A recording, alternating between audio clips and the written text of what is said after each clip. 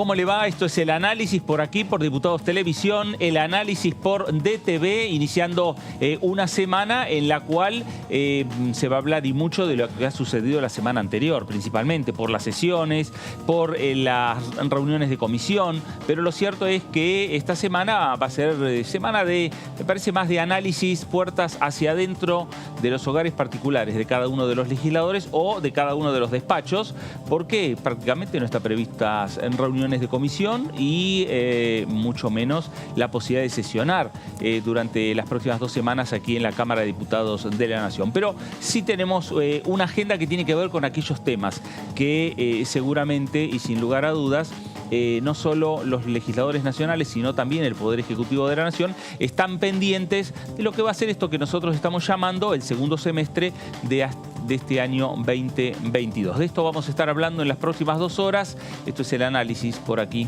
por Diputados Televisión. Señor David Cayón, ¿cómo le va? Bien, ¿qué tal? ¿Cómo están? Muy bien. Bueno, respecto de esto, de lo que vos decías, el segundo semestre y lo que va a suceder esta semana, me parece que será muy importante y será interesante ver cómo se para el oficialismo con esta nueva tregua que tiene el gobierno nacional, los integrantes del Frente de Todos, en donde los 3 accionistas más importantes pareciera que se pusieron de acuerdo, o así lo dejaron ver estos últimos días, y ver cómo eso se traslada a la Cámara de Diputados. Un bloque del Frente de Todos que en general votó unido, salvo la ley del Fondo Monetario Internacional, en general se mostró unido a la hora de votar, pero que todos sabemos que dentro del bloque hay grietas. Hay grietas, hay discusiones, y hay que ver entonces si esta nueva conformación de poder que muestra el Frente de Todos a nivel de su macroestructura se traduce en una nueva forma de poder dentro de la Cámara de Diputados y del bloque del Frente de Todos, no tanto en relación a Juntos por el Cambio, sino en relación a los bloques minoritarios a la hora de negociar los quórum, las ayudas, los acompañamientos.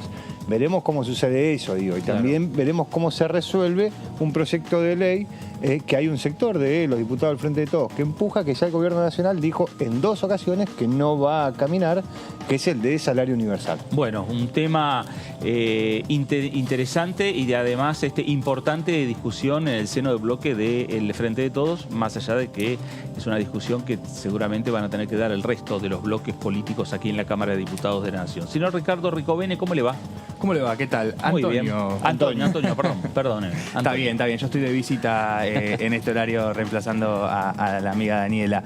Bien, también sí, como decía David, a la espera también de ver cómo reciben los legisladores los distintos anuncios y las medidas de Silvina Batakis que se estuvieron anunciando esta mañana, y a partir de ahí empezar a entender, bueno, la conformación de cómo se van a dar esos tiras y aflojes permanentes dentro del Frente de Todos, pero también son conscientes desde los distintos sectores que lo que me decía hoy una diputada, donde mejor funciona el Frente de Todos es en la Cámara de Diputados. Ajá. No nos tuvimos que dividir en 2 como en el Senado, no tuvimos que revolear a nadie, la salida de Máximo Kirchner fue prolija, diferenciándose de la crítica que tienen a cómo fue la salida de Martín Guzmán. Así que, bueno, a partir de ahí, a la expectativa en estas semanas que se esperan que baje un poco la actividad después de lo que fue muchísima la tarea de las comisiones de las semanas anteriores, con la sesión en 2 semanas seguidas. Y a partir de ahí, bueno, también a la espera de cómo van a darse los distintos proyectos que todavía quedan calientes en la Cámara de Diputados, como puede ser la creación para el fondo para pagarle al FMI, que ya tiene despacho de comisiones, y también, bueno, las distintas moratorias que se espera que salgan y demás discusiones que se van a dar, también poniendo en el centro de discusión un tema que suele aparecer, como es el tema judicial, con los distintos despachos que quedan pendientes. Antonio, uno de los temas que vos estás señalando respecto principalmente al tema económico, obviamente el Frente de Todos mira mucho, muy de cerca, lo que son estas primeras horas de la ministra Batakis, Silvina Batakis, como titular del Palacio de Hacienda. Y uno de los que estuvo mirando muy de cerca estos primeros pasos, estas primeras horas, fue el diputado Daniel Arroyo, del Frente de Todos por la provincia de Buenos Aires, que decía lo siguiente. Cuando yo era ministro en la provincia, ella formaba parte del equipo. El ministro era Arlía, el ministro de Economía, pero ella formaba parte del equipo. Pero independientemente de eso, después tuve varios como intercambios. A mi modo de ver, la ministra tiene dos valores. Uno es una mirada federal. Sí. Conoce la realidad productiva, económica de cada una de las 24 provincias. La Argentina es un país muy diverso que necesita vincular sus realidades productivas y económicas. Me parece que es una conocedora de la cuestión federal. Y después la cuestión fiscal. Entender cómo funciona, cómo se organiza el Estado. Me parece que es un valor, es un avance la designación de la ministra Bataki. Además, con apoyo de todos los sectores del Frente de Todos. El equilibrio fiscal es absolutamente razonable. Nosotros tenemos que tener un equilibrio entre lo que nos entra y nos sale, un equilibrio de ingresos y salidas. La pandemia fue una situación excepcional, todos los países emitieron, gastaron mucho más de lo que tenían, en un contexto donde se caía el mundo. Hoy la realidad no es de pandemia, el equilibrio fiscal es de pura racionalidad. Es complejo en Argentina, tenemos un problema energético, o sea, importamos energía todavía y eso nos lleva a tener déficit muy importante. El equilibrio fiscal es de pura racionalidad. A mí me parece que eso tiene lógica, claramente. Y entiendo que en un contexto también complejo y difícil se van a plantear medidas que tengan que ver con hacer un seguimiento de los gastos del Estado. Me parece que en este contexto este es el tiempo de hacer eso. El acuerdo con el Fondo Monetario, sin dudas, es un acuerdo pensado previo de la guerra. O sea, seguramente algunas metas se van a recalibrar, pero lo que no hay duda es que hay que ir por el equilibrio fiscal y por cierta racionalidad en el gasto. No hay manera, no hay otra manera de hacerlo. Tenemos hoy un problema inflacionario importante. La inflación desacomoda la vida cotidiana. Esto del pan a 300, la leche a 170, el kilo de asado a 1.200 pesos, desacomoda la vida cotidiana. Uno sabe con cuánta plata tiene que andar en el mes. Atender la inflación, atacar la inflación es un conjunto de medidas. Una es lo fiscal y el equilibrio fiscal, y yo creo que eso es correcto. Sí, a mí me parece que había un agotamiento natural en la relación del ministro con diversas fuerzas del Frente de Todos. Eso es evidente, había tensiones permanentes, había un desgaste, me parece, en la relación. Creo que naturalmente dio lugar a un cambio. Que el cambio haya sido en un acuerdo entre el presidente, la vicepresidenta, el presidente de la Cámara de Diputados, a mí me parece de un valor significativo. Bueno, ahí estaba el diputado nacional Daniel Arroyo, los primeros momentos, las primeras medidas que va adoptando el flamante Palacio de Hacienda con la ministra Silvina Batakis como titular de esa cartera y a partir de los anuncios también que se han dado en las últimas horas. Diputado Iparraguirre, ¿cómo le va? Muy bien, ¿ustedes? Muy bien, muy bien. Bueno, primero agradecerle la visita aquí a los estudios de Diputados Televisión.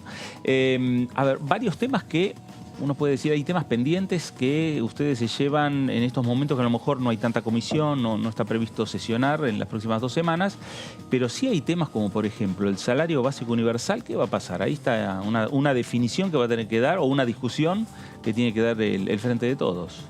En principio, uno se animaría a arriesgar que en lo inmediato no va a pasar mucho.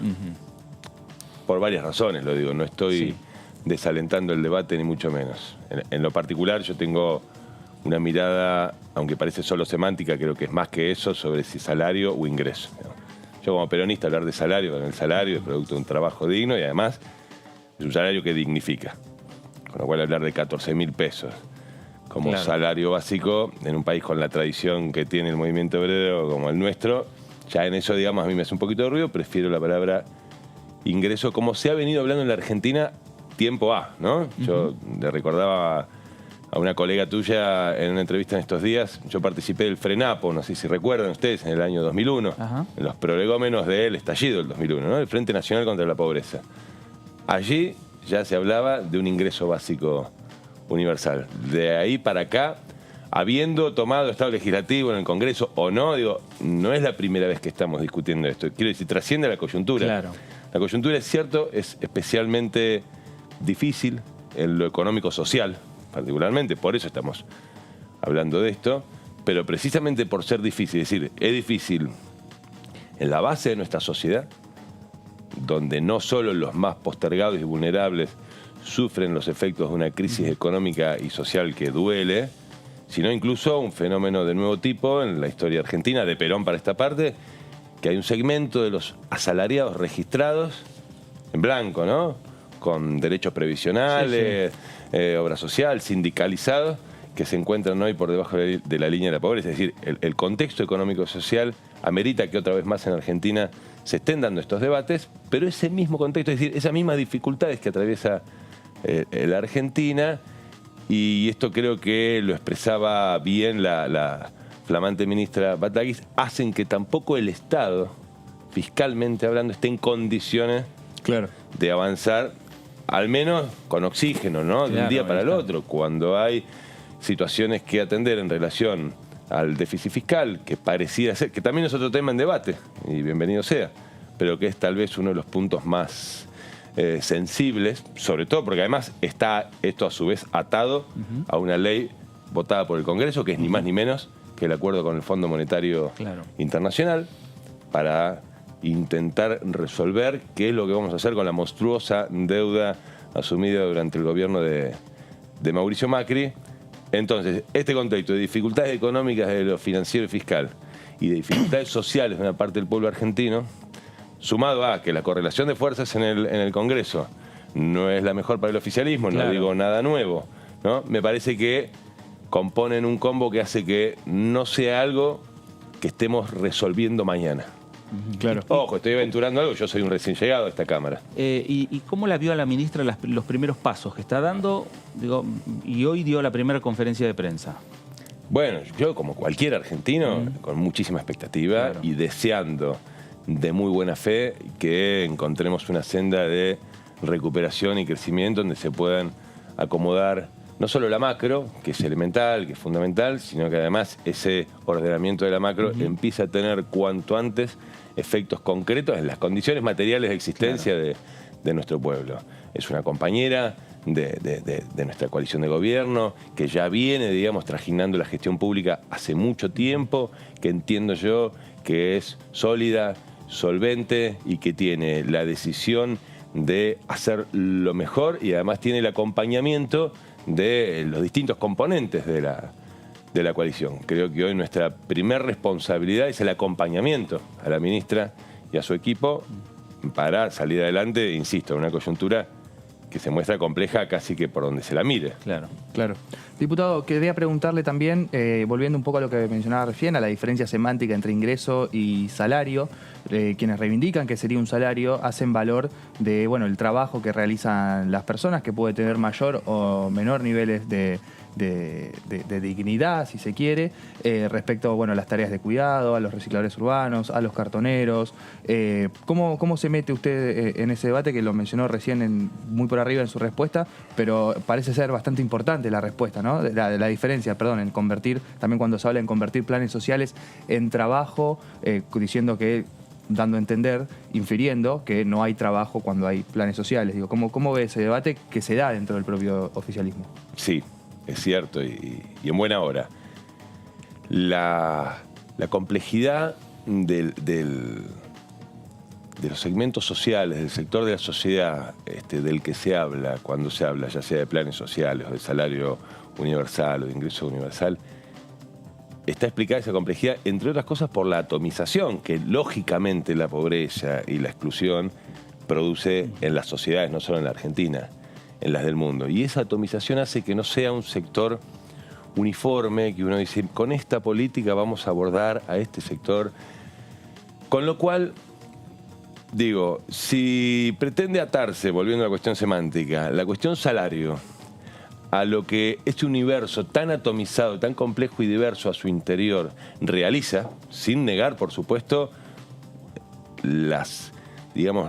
a qué le cuadra el concepto de trabajo. Digo, tareas de cuidado, aquellos que están en una organización social, que están en una cooperativa, que reciben el potenciar trabajo, quiénes trabajan, quiénes no. Es complejo y más aún por algo que se viene planteando. Otro debate, digo, si algo que no nos está faltando son debates, y lo planteó creo que con mucha claridad la vicepresidenta, y es que al interior del universo de los movimientos sociales también es disímil es decir, plan igual trabajo. No quiero entrar en un debate estéril, sino todo lo contrario, intentar humildemente poner el tema como lo planteó la vicepresidenta, con tanta altura. Porque primero nos estaríamos engañando a nosotros mismos, nos estaríamos mintiendo y estaríamos mintiéndole a nuestro pueblo si decimos que cada argentino o argentina que recibe un plan es un argentino o argentina que trabaja. Lo sabemos todos. Lo mismo, el mismo error estaríamos cometiendo si dijésemos lo contrario, ¿no? Lo que yo sí creo, y es lo que ha planteado, insisto, la presidenta con mucha claridad, que no se puede prescindir, no se puede soslayar el rol, la figura central que tiene que tener el Estado en la administración de los programas y de asistencia, ¿no? Es decir, no puede ser intermediado por actores políticos. Honestamente lo creo, lo dice quien viene de la militancia social desde antes del año 2001, pero digo, pongo el 2001 como quiebre porque aparecieron los primeros planes. Y ya luego con el gobierno del expresidente Duhalde esto tomó otra forma, y luego vino el financiamiento del BID o del Banco Mundial, y aparecieron el plan Jefes y Jefas. Y yo vengo de esos orígenes, con lo cual no lo estoy diciendo de manera estigmatizante ni señalando a quienes además considero mis compañeros y mis compañeras. Quiero decir que me parece, ¿por qué una organización política / social? Hay un planteo en este debate que se está dando de que el siglo XXI y las transformaciones que ha sufrido y viene sufriendo de manera acelerada el mercado de trabajo en el mundo, entre otras cosas por la revolución 4.0, pero sobre todo porque la concentración, digamos, del capital en el planeta empieza a dejar a franjas de nuestra sociedad afuera directamente del mercado de trabajo, ¿no? Ahora, es un poco cruel dejar en manos de un referente barrial decidir que vos sos un vecino que no va a volver al mercado de trabajo. Te estoy marcando la vida, ¿no? Sí, pero eso sucede. Y vos, en cambio, sí. Y porque es que para que eso, y no era mi intención irme por las ramas, para que la discrecionalidad no suceda, hay que dar un salto cualitativo y pasar a planos de universalidad. ¿Qué es lo que hizo la asignación universal por hijo? Que es algo que implementó la expresidenta Cristina Fernández, que fue un salto gigantesco en la Argentina en materia de garantizar derechos de parte del Estado a la población más vulnerable. Naturalmente sucede, pero es bastante sencillo el razonamiento. Una de dos, o tenés un recurso universal para la totalidad de las personas cuyos ingresos están por debajo de lo que definas, claro, ¿sí? Y santo remedio, y ahí no estás del referente barrial, ¿no? Es lo de la asignación universal.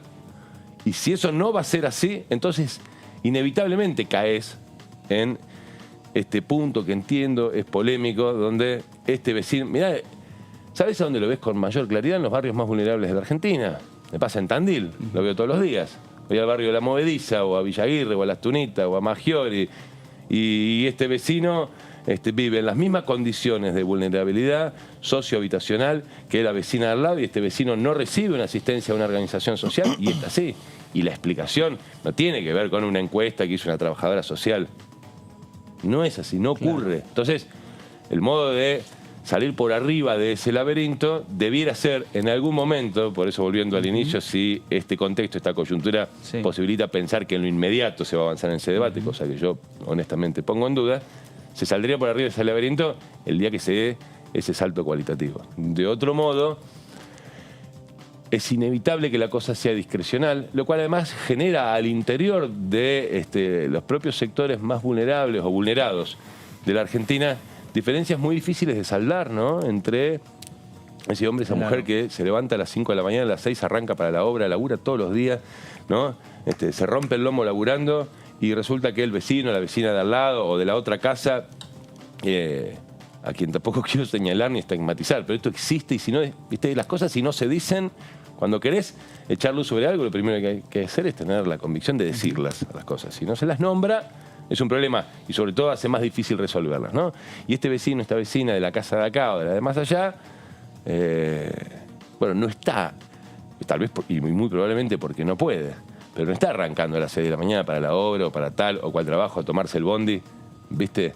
Y tal vez sus ingresos son incluso hasta similares entre la asistencia que recibe del Estado y de una organización social, que muchas veces además de social son organizaciones políticas, por la cultura política argentina, sobre todo la que se engendró a partir del 2001, y el otro recibe su magro salario, producto del esfuerzo que hace todos los días, yendo al laburo, el que sea. Bueno, claro, eso es inequitativo, ¿no? Porque otro debate que atraviesa esto, la igualdad como un concepto y la equidad como otro, que están emparentados pero no son lo mismo. Pregunto Adelante. sobre este tema que me interesa particularmente. ¿Qué posibilidad ve que suceda esto dentro del Frente de Todos? Porque cuando la vicepresidenta planteó esta lógica que estaba mencionando recién, fue muy claro el presidente diciéndole: yo le agradezco a las organizaciones sociales por el trabajo que están haciendo, que sigan haciendo y que dando a entender que van a seguir haciendo, de algún modo diciendo: vamos a seguir con las organizaciones sociales, planteando una diferencia muy fuerte. Es que sería un error muy grande creer que este debate deriva entre comillas, usando tu término, seguir o no seguir con las organizaciones sociales. Son parte del entramado social, cultural, productivo y económico de la Argentina, son parte de nuestra cultura política y a mucha honra. A Dios gracias, en la Argentina contamos con las organizaciones sociales que contamos. Caer en la lógica dicotómica, binaria de River Boca, en la que estamos tan acostumbrados, que resulta tan atractiva, sobre todo para esa audiencia que está del otro lado, que a su vez está modelada en sus demandas como audiencia por los grandes medios de comunicación, es un error que nos va a llevar a cualquier cosa menos a encontrar soluciones inteligentes, eficientes y sobre todo necesarias. El debate no es organizaciones sociales sí, organizaciones sociales no. El debate es cuáles son los mejores mecanismos para hacer un uso eficiente de los recursos públicos que sobre todo garantice condiciones de equidad a los sectores más golpeados por una historia económica argentina que nos termina poniendo cada vez más lejos de resolver la desigualdad en la Argentina. Teniendo en cuenta esto, diputado, esta discusión, hay un proyecto de ley que entró el año pasado, que es del Ejecutivo, que todavía está dando vueltas, que no ha sido muy discutido, que es el del monotributo productivo, que es como una salida alternativa a la del salario universal, y que plantea el pase de la informalidad a la formalidad de un sector muy grande de esa parte de la sociedad que por mucho o por poco que haga, vive en la informalidad. Digo, teniendo en cuenta la correlación de fuerzas, teniendo en cuenta esta discusión o este nuevo modo discursivo en donde la ministra de Economía, Batakis, ha tenido muy pocas definiciones hasta ahora, digo, hasta hoy, que tuvo una conferencia de prensa, pero hasta ahora había tenido muy pocas definiciones desde el punto de vista de la macro, pero una de esas había sido el salario universal, no. Por la razón que sea, porque no tienen plata, porque no dan los fondos, pero había dicho que no. Sí. ¿Qué puede pasar con el monotributo productivo? ¿Se puede caminar por ese lado en vez de el salario universal? ¿Hay acuerdo dentro del Frente de Todos? Bueno, honestamente no lo sé y tal vez no sería yo el más indicado para arriesgar una respuesta en ese sentido. En primer lugar, porque no lo sé. Es decir, algo que también tenemos que recuperar, ¿no? Que cuando algo no lo sabes, tu opinión no va a mejorar las cosas, sino que probablemente las empeore. No, obviamente. Acá hay yo me encuentro acá en la Cámara con una propensión a la todología, ¿no? Con la cual no comulgo mucho. Pero para no irme de tema, ¿no? No, pero digo, apostando a la experiencia desde el terreno. Digo, como usted bien lo decía, viene de las organizaciones, viene de ese sector de la política, por decirlo de alguna manera. En la previa al 2001, sabe lo que es la informalidad, sí, por supuesto. Sabe la cantidad de gente que trabaja en la informalidad y sabe cuál es la salida de la formalidad en el sentido de los beneficios sociales que trae aparejado. Una obra social. Absolutamente. Una obra social. Una jubilación. Una jubilación, pero digo... Mirá, la experiencia más rica en ese sentido para salir un poquito de si salario universal, si renta básica, si ingreso universal, si el trabajo informal, entre comillas, formalizado con una nueva especie de monotributo, es la experiencia histórica reciente de los gobiernos de Néstor Kirchner y Cristina Fernández de Kirchner. Cuando los planes fueron llevados a la mitad de lo que son hoy, de lo que fueron, o a menos de la mitad. La presidenta fue muy taxativa la vicepresidenta fue muy taxativa en ese sentido. ¿Por qué? No, porque hubo una senda sostenida de crecimiento con inclusión.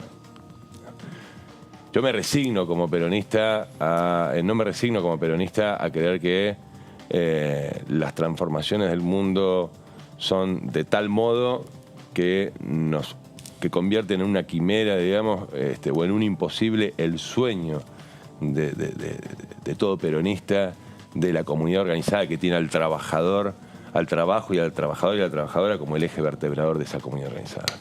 Yo creo en una Argentina que puede en algún momento reunir las fuerzas suficientes para saltar del estadio de país en vías de desarrollo o país subdesarrollado a aprovechar al máximo todo el potencial que tenemos en la Argentina, que es como un diamante en bruto, pero al que siempre le faltan manos para pulirlo, y que el trabajo, y que es posible generar, yo no sé si trabajo para del primer al último argentino, pero que podemos salir de esta situación social en la que estamos y que se sale con trabajo, poniendo en marcha todas las fuerzas productivas de la Argentina, creo que es posible. Lo que te iba a decir anteriormente es que son debates. Vos fijate que cuando, previo a que la asignación universal por hijo tomara forma, con esa fenomenal decisión que tomó la entonces presidenta Cristina Fernández, quien encabezaba, o una de las voces más altisonantes de los debates en la Argentina sobre un ingreso universal, y mirá qué paradoja, era la exdiputada Elisa Carrió, ¿recuerdan ustedes? Claro. ¿No? Sí. Posterior a eso fue Francisco de Narváez, no sé si en el año 2008, 2009, en su paso por la Cámara, planteando también un ingreso universal. Es decir, y si nos salimos de la frontera de la Argentina, vamos a encontrar ejemplos de todo tipo y color en países desarrollados, subdesarrollados. Claro. Es un tema en debate en el mundo. Lo que me parece, insisto, no nos tiene que hacer perder el foco, que el tema hoy, la urgencia, está en resolver esta coyuntura que de verdad es compleja y volver a encontrar perspectivas de crecimiento donde, de nuevo, el trabajo digno, el trabajo formal, el trabajo con derechos previsionales, obra social, sindicalizado. Yo creo en las organizaciones que representan a los trabajadores, en la medida que la dirigencia de esas organizaciones no se olvide que están ahí para representar a los trabajadores. Me parece que siempre tiene que ser el horizonte a buscar, ¿no? Claro. Rogelio, gracias por estos minutos y esta visita aquí a Diputados Televisión. No, al contrario, un placer. Gracias. El diputado Rogelio Iparraguirre, diputado del Frente de Todos por la provincia de Buenos Aires, hombre de Tandil. Nos vamos a ir rápidamente a nuestro móvil porque en el anexo A está Sofi Raimundes. Sofi, adelante, buenas tardes.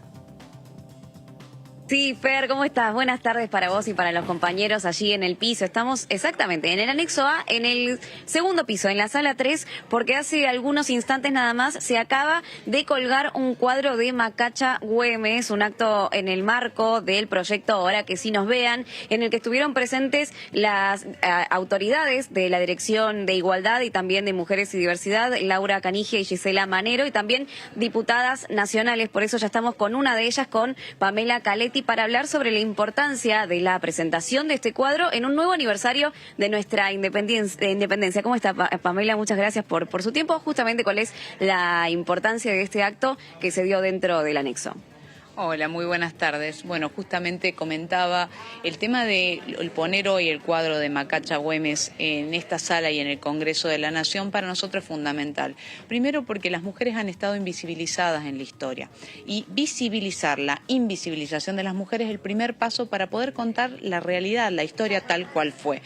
Esto implica también reconocer el rol de Macacha y en ese sentido es un acto de justicia, pero no solo con Macacha, es con todas las mujeres cuya participación y aporte a la historia ha estado silenciada y con el pueblo argentino, porque conocer la historia permite entender nuestro presente y sobre la base de esa historia se construye la identidad de un pueblo. Por eso es tan importante que podamos reconocer el rol que tuvieron mujeres y hombres en la historia argentina, ¿no? Buenas tardes, Fernando Fraquelli saluda.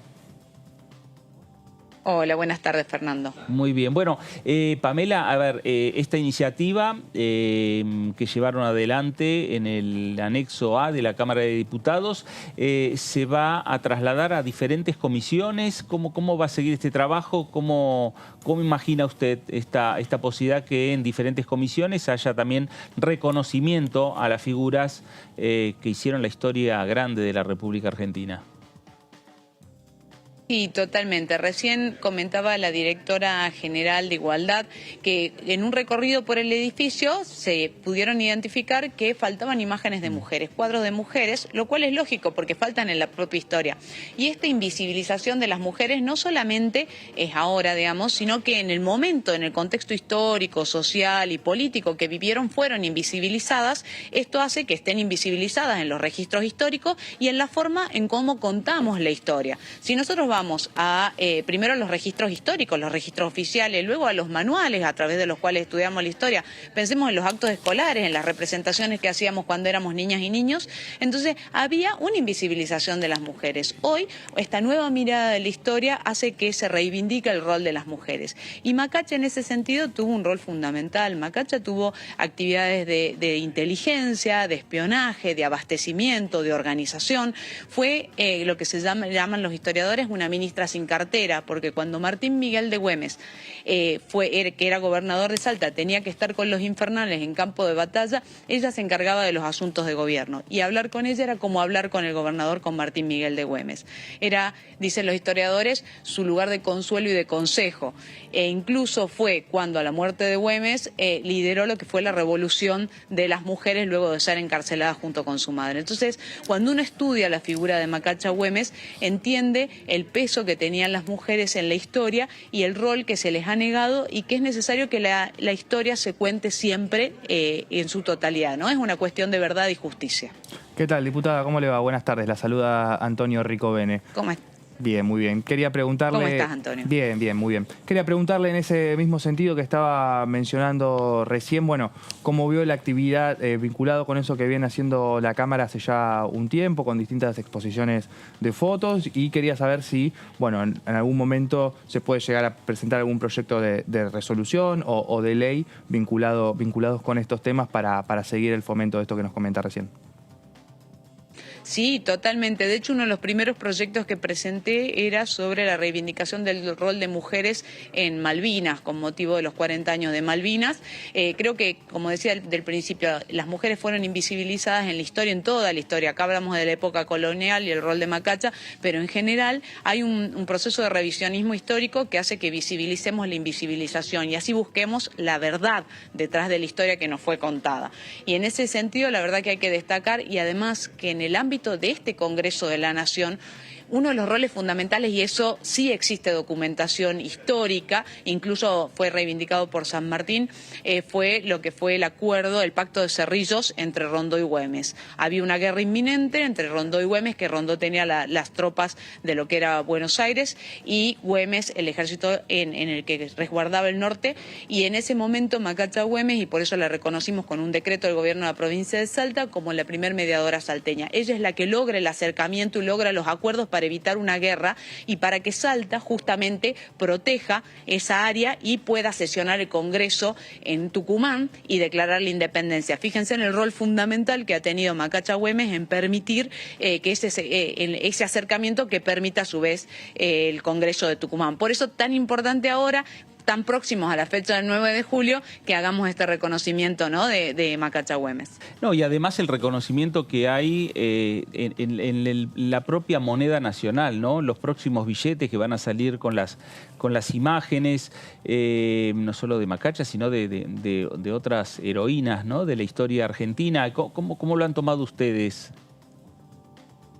Bueno, para nosotros siempre Güemes es nuestro héroe salteño, y ahora que sea héroe nacional y que sea reconocida su rol en la historia también llevó muchos años, porque cuando uno ve cómo se contó la historia desde aquí, desde Buenos Aires, que no era solamente un gaucho o un jefe o lo que se sabía de él respecto a la guerra de guerrilla, fue gobernador salteño, era un militar, estratega, tenía una visión política y una construcción de lo que era la libertad latinoamericana, y ocupó un rol fundamental junto con San Martín y Belgrano. Por eso para nosotros es tan importante que se reconozca ahora en estos billetes que se presentaron la figura de Güemes junto con la figura de Belgrano y San Martín, ¿no? En ese proceso de revisión histórica se está reconociendo lo que fue el aporte de Martín Miguel de Güemes, y en ese proceso de revisión histórica también es que aparecen Juana Zurduy, la capitana y Eva Perón ahora en los billetes, y ahora en este cuadro Macacha Güemes, y en esta labor que la verdad que hay que destacar del Congreso de la Nación, de la Dirección General de Igualdad, sobre el rol de las mujeres en la historia, ¿no? Pamela, gracias por estos minutos para Con Diputados Televisión. Muchas gracias a ustedes. Gracias, Sofi. Gracias. Gracias a ustedes, seguimos trabajando aquí en el anexo. Gracias. Ahí estaba Sofi Raimundes con nuestro móvil en el anexo A de la Cámara de Diputados de la Nación. Bueno, vamos a cambiar de tema porque hay temas que tienen que ver y están relacionados, claro, con aquellos proyectos que se van discutiendo en el Congreso de la Nación, con aquellos proyectos que se han aprobado en lo que fue la última sesión en la Cámara de Diputados de la Nación, en los tiempos que se vienen también de discusión aquí en el Congreso sobre diferentes iniciativas. David, ¿qué es lo que podemos decir ahora? Bueno, uno de los temas que está en la Cámara de Diputados, que también va a generar discusiones dentro del bloque de Frente de Todos, por obviamente las extracciones que tienen cada uno de los diputados, es la ley para crear comisiones de seguridad y salud de empresas. Así ¿sí? Es una ley que cuenta con el apoyo de los diputados que vienen de extracción sindical, obviamente, y con algunos otros sectores del Frente de Todos, y que obviamente no cuenta con el apoyo de aquellos más ligados a los sectores industriales, tanto sea del oficialismo como de la oposición. ¿Qué es lo que busca la Comisión de Legislación de Trabajo? Tratar un proyecto de ley del gobierno para crear en las empresas comisiones mixtas de seguridad, salud, medio ambiente y prevención de riesgos de trabajo. Esto es un proyecto que baja, obviamente, desde el Ejecutivo. Forma parte del famoso paquete, que iban entrando todos paquetes de leyes económicas, leyes que tenían que ver con la actividad económica y con las industrias. Bueno, esto vino desde el Ministerio de Trabajo. Claro. Esto ya empezó a discutirse, o por lo menos ya alguna reunión informativa ya han tenido los diputados. Sí, ya han tenido los diputados, pero obviamente tiene del otro lado una oposición bastante fuerte. ¿Por qué? Porque lo que busca esta comisión va a ser, es un organismo paritario. ¿sí? Lo que termina siendo es un organismo paritario en empresas que tienen más de 100 empleados. En la placa, bueno, habrá 2 delegados sindicales con participación en la práctica y evaluación de programas de prevención de riesgos laborales. O sea, ya tenés a los delegados sindicales mucho más comprometidos con lo que tiene que ver con los programas propios de las empresas. En general esto complica mucho más en las empresas grandes, porque si vos tenés empresas que tienen 1000 empleados y cada 100 tenés un organismo de más de 100, tenés un organismo paritario y se te meten 2 delegados a discutir los planes que vos llevas adelante, bueno, las empresas obviamente son reticentes a este tipo de cosas. En la placa siguiente lo que podemos ver es que lo que buscan esta nueva comisión es que la promoción de la seguridad, el resguardo de la salud y los factores de riesgo psicosociales en el ámbito laboral, y se deberá contribuir a la prevención de la violencia y del acoso en el trabajo y de cualquier forma de discriminación. Las empresas ¿sí? Fueron desarrollando lo que se denominan protocolos de lo que tiene que ver con discriminación o con acoso. Pero las empresas las desarrollaron. Digo, no las empresas y los delegados, no las empresas y los sindicatos. Cada compañía tiene su propio protocolo. De esta manera lo que también se habilita es que los sindicatos a nivel nacional puedan bajar a través de sus delegados un protocolo global para la industria. Vamos a suponer la UOM, la Unión Obrera Metalúrgica. En sus fábricas, cada una de las fábricas tiene su propio protocolo respecto de las formas de discriminación, por ejemplo. Esto lo que hace es que los delegados participen de los protocolos y los delegados de la UOM van a llegar con una idea. Y no son las mismas ideas las que tiene, por ejemplo, una automotriz que lo que tiene alguna otra fábrica del mundo de la UOM. Una multinacional con una empresa local, una multinacional que le baja un protocolo global respecto de una empresa local. El gobierno, que es quien manda el proyecto de ley, lo que dice es que las comisiones existen en las provincias de Santa Fe y Buenos Aires, con lo cual dice, bueno, si existen ahí, los ejemplos que tenemos son buenos, se trabajó bien, ¿por qué no se podría hacer en el resto del país? Porque bajaron la siniestralidad y reducen el pago de las primas de las aseguradoras. Todas las empresas obviamente tienen un seguro y que mientras más cantidad de siniestros tienen, más pagan de seguro, porque obviamente son riesgosas. Ahora, cuando vos bajás ese indicador, se empieza a abaratar. Entonces le dicen a las empresas, miren, esto les conviene. Digo, entendemos la discusión que ustedes tienen, que si los delegados sindicales, pero económicamente y financieramente les conviene. Ahora, los industriales la rechazan porque dicen que al analizar los daños en la salud se podría violar secretos profesionales y leyes de datos personales y que es preferible tratar primero una ley de acoso laboral que el gobierno todavía no envió. A ver, los industriales, más allá de la ley de acoso laboral, Sí. que tienen un legítimo interés, lo que más le preocupa es esto, violar los secretos profesionales y las leyes de datos personales. Ajá. Porque entienden que compartir esa información con el sindicato, con los delegados sindicales, violan esas leyes y entonces son plausibles de tener una demanda en cualquier situación. Entonces, frente a eso dicen, bueno, no, nosotros no queremos nada. Atrás de eso, obviamente, lo que tenés es, tampoco quieren la creación de una comisión interna que se dedique a analizar si los protocolos que llevan adelante son los adecuados para esos trabajadores o no son los adecuados para esos trabajadores. Porque es darle a los delegados sindicales, obviamente, Claro, un poder que hoy no tienen, que es la de discutir políticas de la empresa. En todo caso, se puede discutir de otra manera, pero no en esa situación, porque se sentarían los delegados, se sentarían en la mesa de la decisión de cómo va a ser el protocolo. Sí, ahí hay una convivencia interesante, ¿no? Que se da también en lo que fue la participación y el aval que dieron los sindicatos.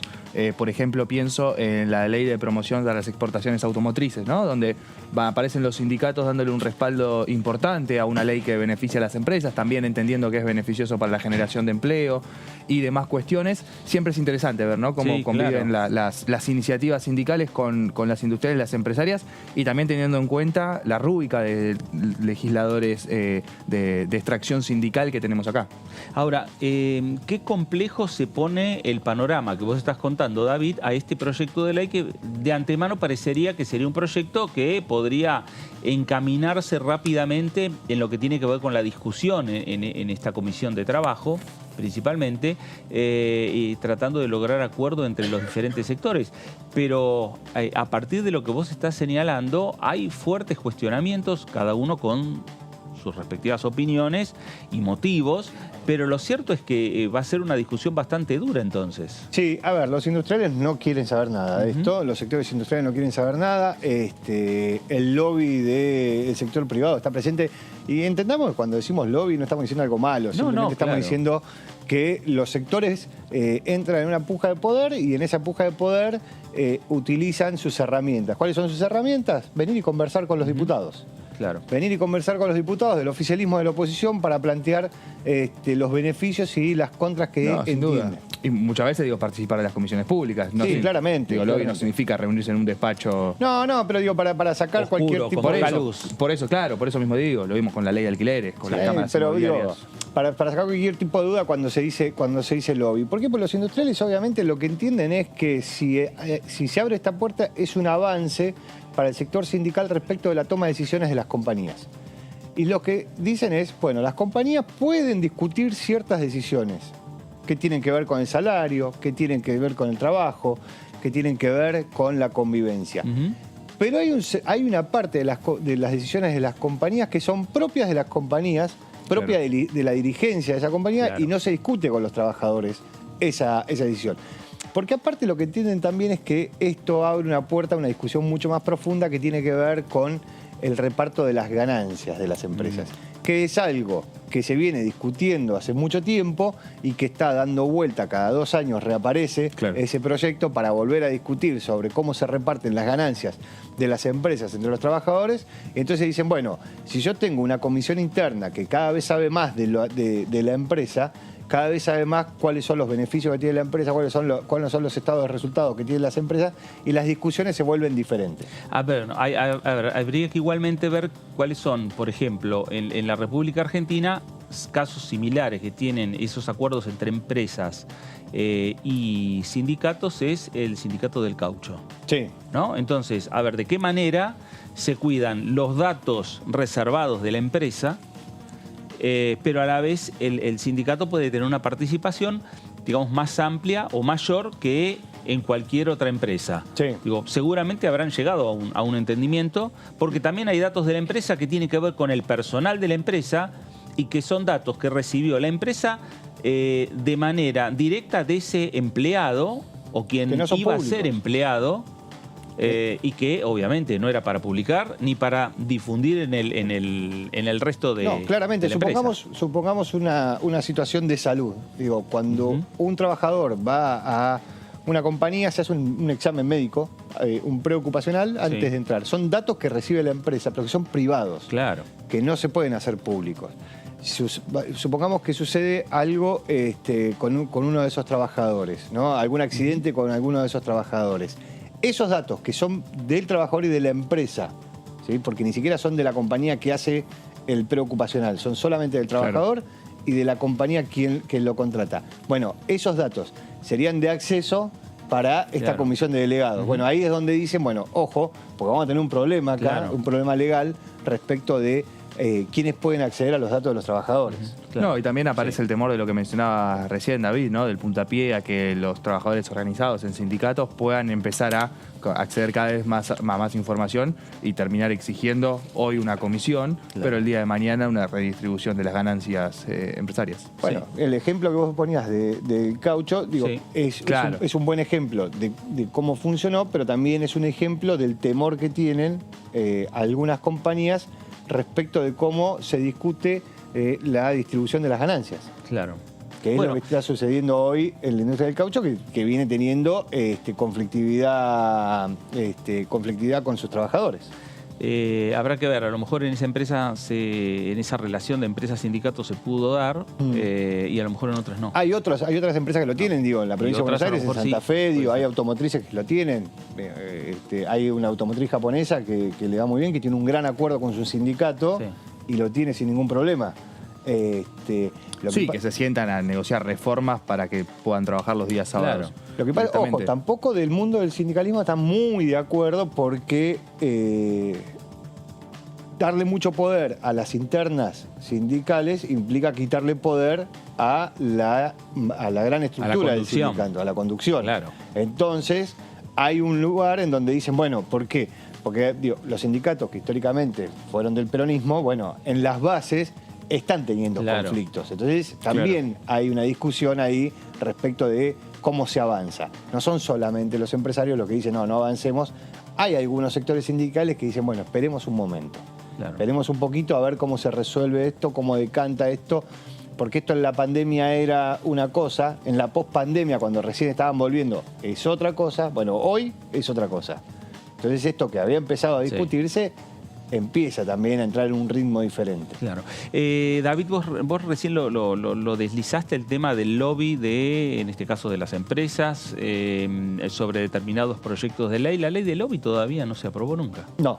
Siempre hay proyectos presentados en el Congreso, tienen estado parlamentario, pero nunca llegó a cristalizarse. No, nunca llegó a cristalizarse, no se ponen de acuerdo, claramente porque hay un lobby presente respecto de cómo se tiene que regular esto, qué es lo que se puede hacer, qué es lo que no se puede hacer, cómo se puede hacer.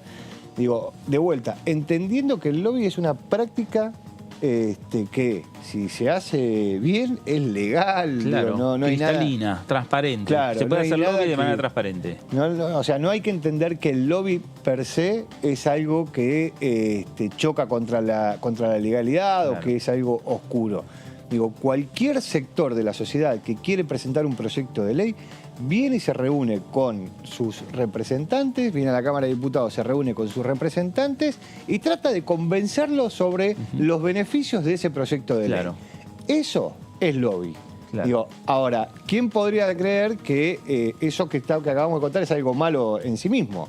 Digo, en todo caso, después se verá sobre el proyecto de ley de que se está hablando y se verá la forma en que se hacen esos encuentros, cómo se hacen esos encuentros. No es el qué, es el cómo. Claro, exactamente. Obviamente. Y en otros países funciona. En Estados Unidos es muy normal, ¿no? Ver los personajes que van transitando el Congreso con sus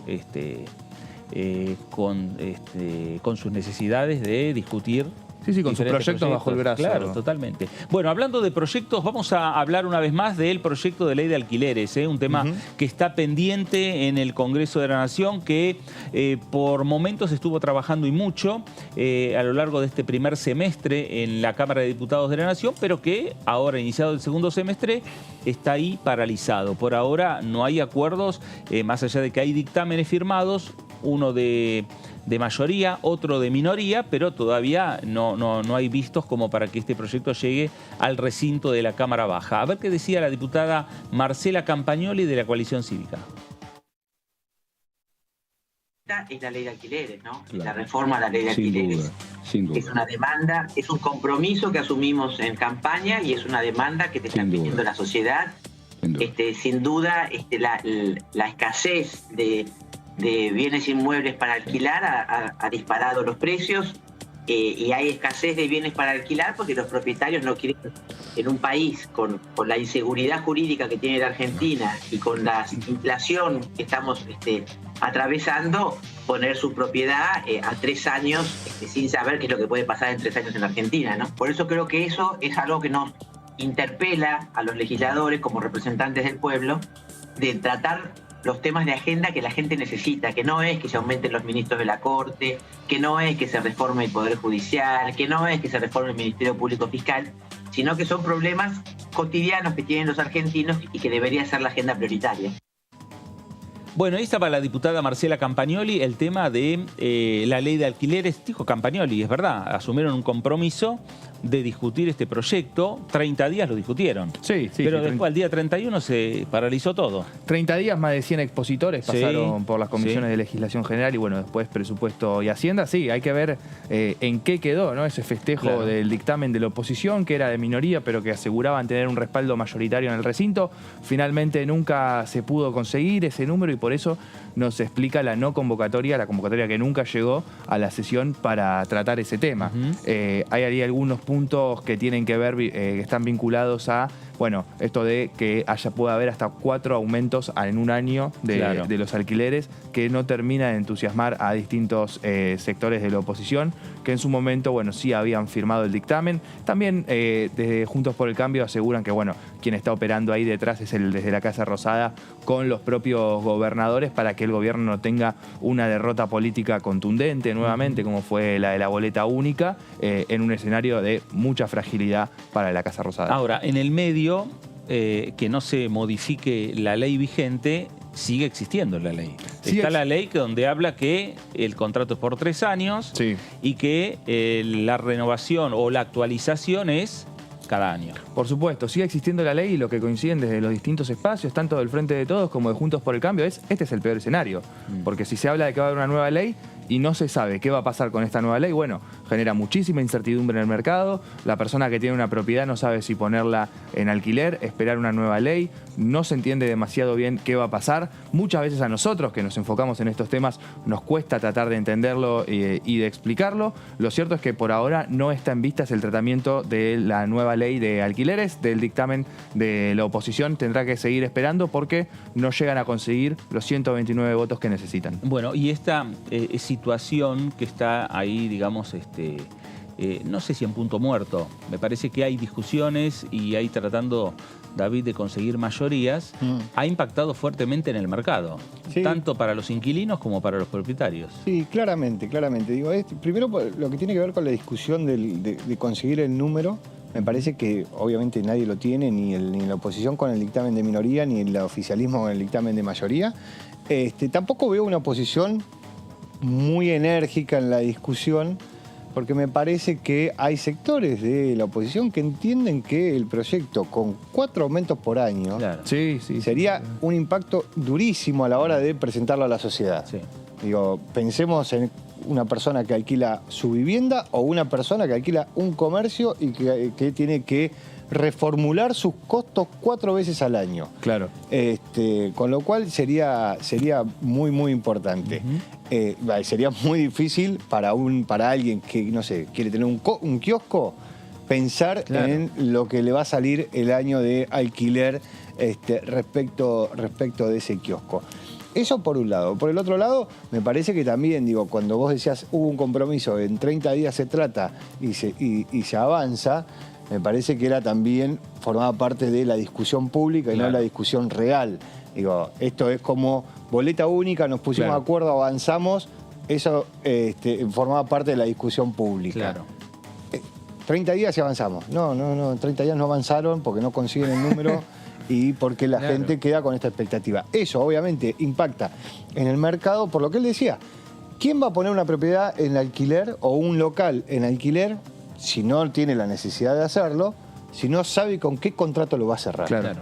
Y si no sabe si lo cierra hoy y dentro de un mes sale la ley que le convenía al otro, la nueva ley, vamos a suponer que sale la de Juntos por el Cambio, que le convenía la nueva ley que actualizaba 4 veces al año, pero ya cerró un acuerdo, un contrato con una ley anterior que va a tener que discutir a quien la alquiló, ¿cuáles de las dos leyes son las que sí. va a cerrar? En eso están de acuerdo desde los dos sectores. Vuelvo un poquito a lo que decía David, que es importante entender esto porque bajó un poco la intensidad, ¿no?, de Juntos por el Cambio. Una lectura que me hacía un diputado del oficialismo es, ellos insistieron tanto en derogar la ley, en querer modificar la ley, que tal vez no se imaginaron que podría llegar a ser posible. Consiguieron el acuerdo con el interbloque federal y con Provincias Unidas y se ven en una situación donde se aprueban una ley tan dañina para el inquilino, que son 4 aumentos en un año, si son gobierno en 2023, van a tener que volver sobre los pasos, porque con una inflación creciente, 4 aumentos anuales no va a ayudar en nada a resolver ese problema y va a complicar un poco más los bolsillos de las personas. Bueno, así están las discusiones en la Cámara de Diputados de la Nación, los diferentes proyectos,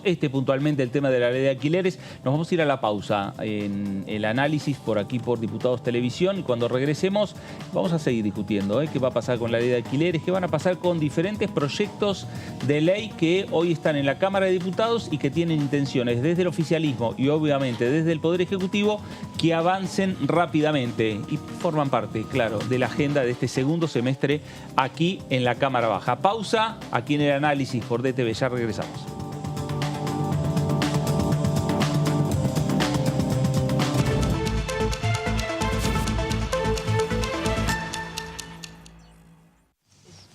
¿Qué haces? Nada, estoy calculando la temperatura que va a ser allá. ¿Y cómo? Y sí, acá dice que cada 1000 metros de altura la temperatura baja 6,5 grados.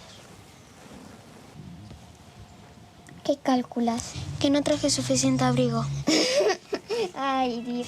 Este año, la bandera de la educación va a izarse más alto que nunca. La educación, nuestra bandera. Ministerio de Educación. Argentina Presidencia.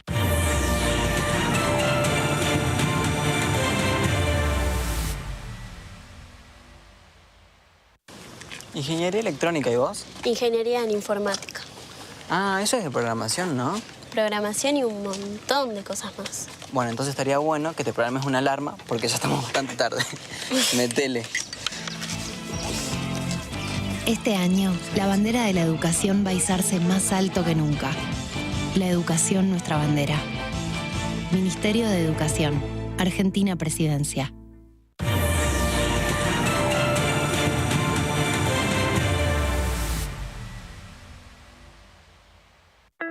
¿Ya consultaste el calendario de vacunación? Nuestro calendario es de los más completos de América Latina y cubre todas las etapas de la vida. Las vacunas son gratuitas y se aplican en los vacunatorios, centros de salud y hospitales públicos del país. Más información en argentina.gov.ar/vacunas. Vacunate. Es bueno para vos, es bueno para todas y todos. Argentina te cuida. Ministerio de Salud. Argentina Presidencia. Lo que pasa en el recinto. Lo que pasa con las leyes. Lo que pasa en el Congreso. Lo que querés saber de nuestro Parlamento. Te lo contamos nosotros.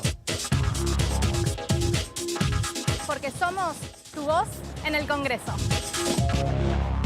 DTV, el periodismo en el Congreso. Si salís a la ruta, alcohol cero. Si manejás, alcohol cero. Si salís y manejás, no tomes. Viajá seguro. Al volante, alcohol cero. Reconstrucción Argentina, Ministerio de Transporte, Argentina Presidencia. Hola, hola, bienvenidos, bienvenidas, ¿cómo están? ¿Cuál fue el objetivo primordial del evento? Y yo creo que ponerlo en evidencia en la ciudad de Buenos Aires, que es la capital federal de la República Argentina.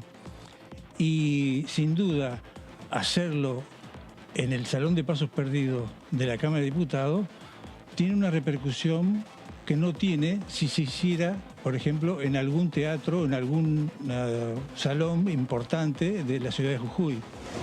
Yo digo siempre que el tango es una mirada, sí, un encuentro, un abrazo y un caminar elegante en compañía.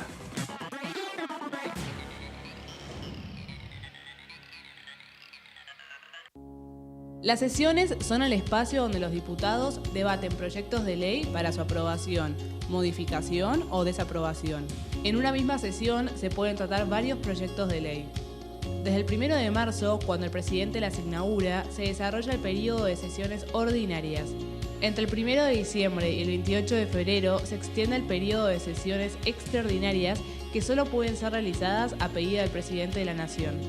En el recinto, el bloque oficialista se dispone a la derecha del presidente de la Cámara, el bloque opositor mayoritario a la izquierda y en el centro los bloques con menos cantidad de integrantes. En el tratamiento, en general, los diputados tienen 7 minutos y los jefes de bloque entre 20 y 12 minutos conforme al número de legisladores que representen. La sesión es dirigida por el presidente de la Cámara de Diputados, que administra el uso de la palabra y las distintas instancias del funcionamiento. A la izquierda del presidente está el secretario administrativo, a la derecha el secretario parlamentario y debajo de él están los taquígrafos, que registran cada uno de los testimonios. Profe, ¿qué hago ahora? Ya usaron la netbook con Pitágoras. Tengo otra actividad. Si les doy la distancia hasta el mástil y también les doy el ángulo, ¿cómo calcularían la altura de la bandera? Tangente del ángulo por adyacente. Muy bien. Ah, y profe, ¿Pitágoras tenía netbook? No creo. Pero queda entre nosotros. Este año, la bandera de la educación va a izarse más alto que nunca. La educación, nuestra bandera. Ministerio de Educación. Argentina Presidencia.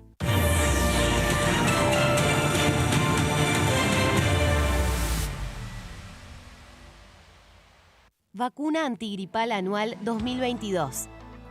Si formás parte de los grupos de riesgo, personas de 65 años o más, personal de salud, embarazadas y puérperas, niñas y niños de 6 a 24 meses, personas de 2 a 64 años con inmunocompromiso o enfermedades crónicas, respiratorias, cardíacas, diabetes. Es fundamental que recibas ahora esta vacuna para prevenir las formas graves de gripe. La aplicación es gratuita en todo el país. Y recordá que podés dártela junto a cualquier otra vacuna. Vacunate. Es bueno para vos. Es bueno para todas y todos. Infórmate más en argentina.gov.ar/vacunas. Argentina te cuida. Ministerio de Salud. Argentina Presidencia.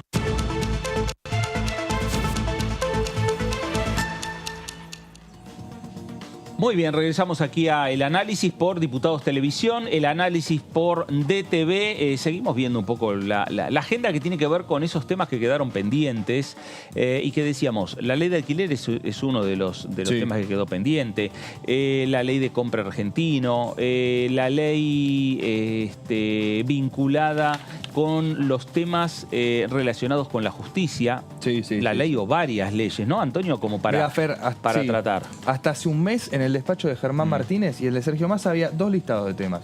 Ajá. Uno con temas en acuerdo y otros temas más ríspidos. La intención en su momento era ir alternando entre uno y uno para no agotar los demás. Lo cierto es que no pudieron avanzar en los acuerdos para modificar el Consejo de la Magistratura, no pudieron en los acuerdos para crear el fondo para pagarle al FMI y demás, y ley de alquileres también y demás temas más ríspidos, pero sí pudieron ir resolviendo lo que fue el alivio fiscal para los monotributistas, el agujero azul, nano y biotecnología, cuidados paliativos, los distintos proyectos que vimos que se aprobaron en las últimas 2 sesiones. Quedan los más ríspidos. Lo cierto es que la agenda de la Cámara prevé un poco de tranquilidad después de la intensidad que se manejó en las últimas semanas para las próximas 2 semanas, donde no están previstas nuevas sesiones.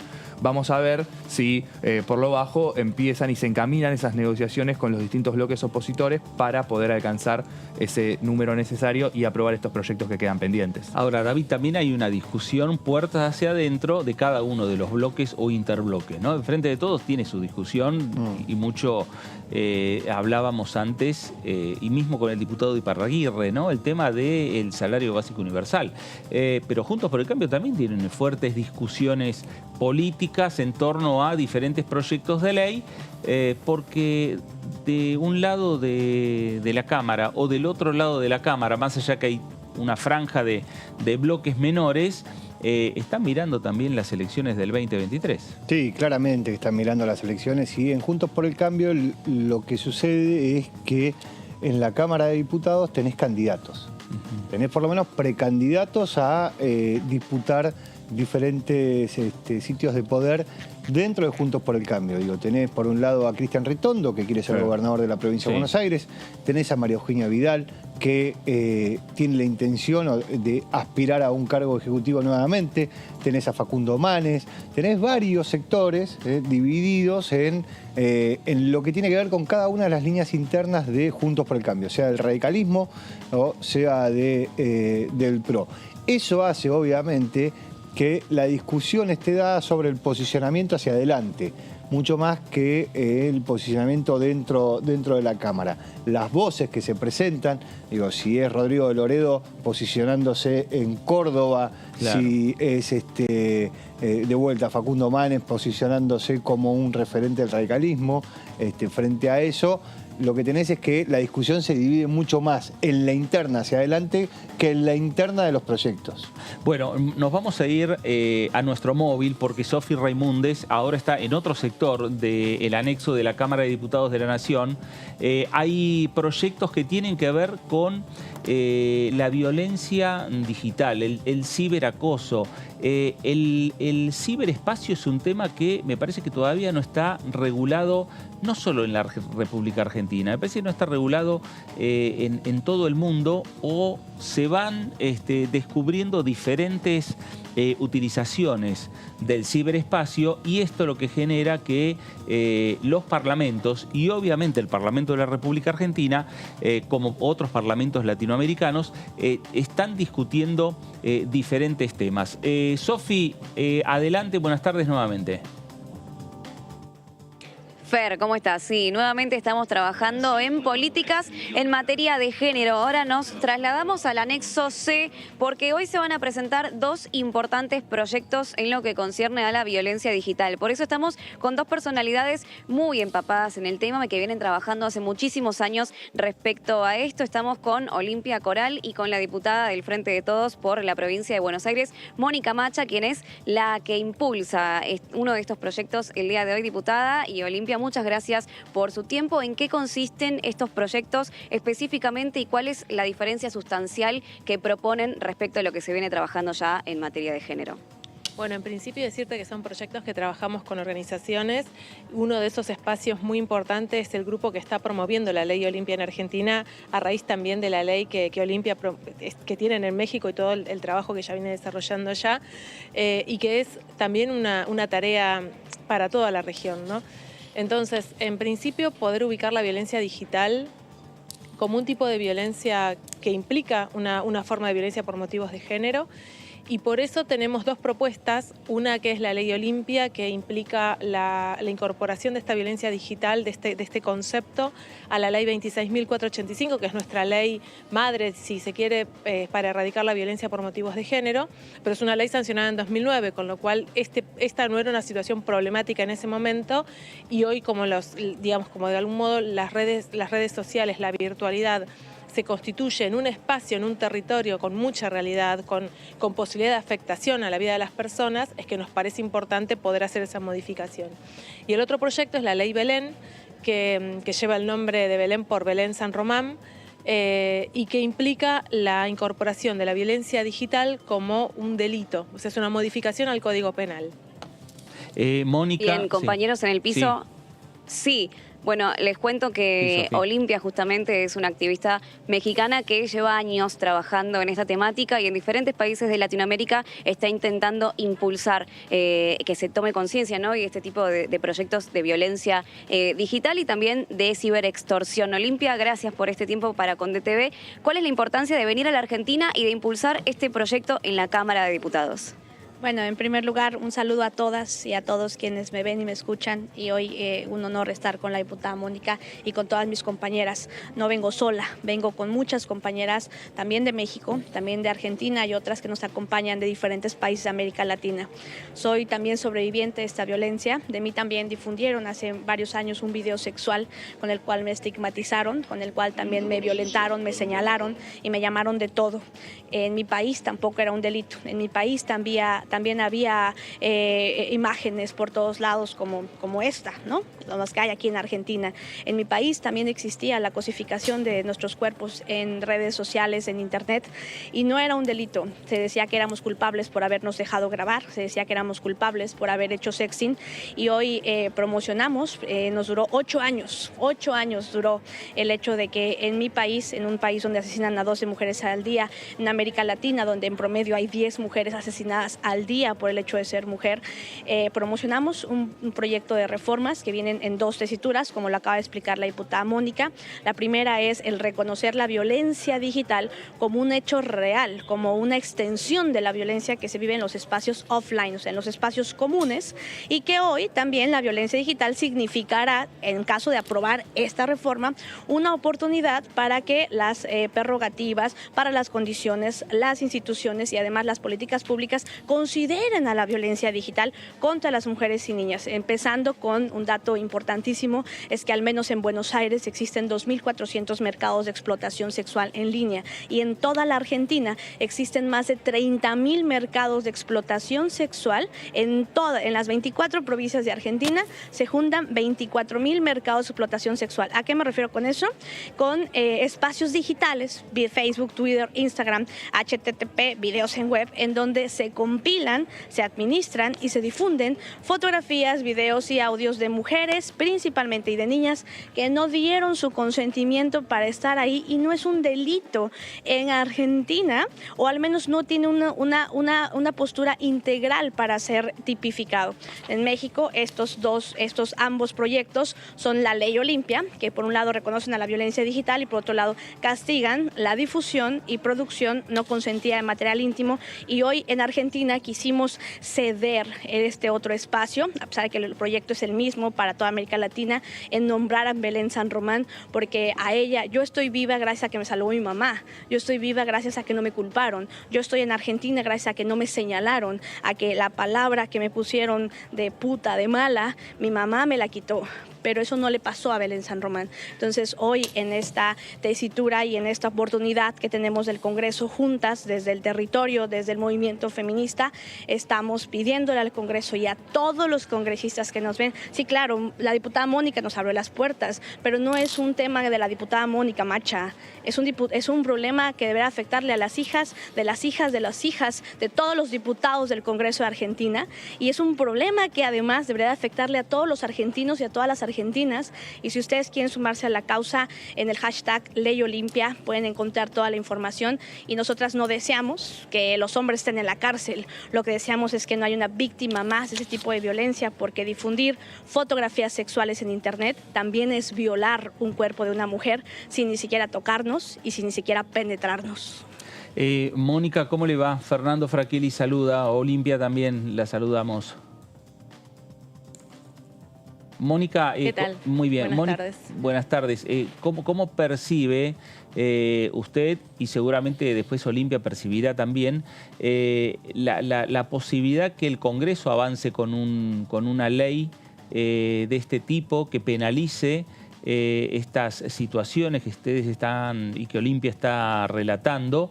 Porque parecería como que en el ciberespacio, en las redes sociales, cada uno puede escribir lo que quiera, publicar lo que quiera, difundir en definitiva lo que quiera, y no es así.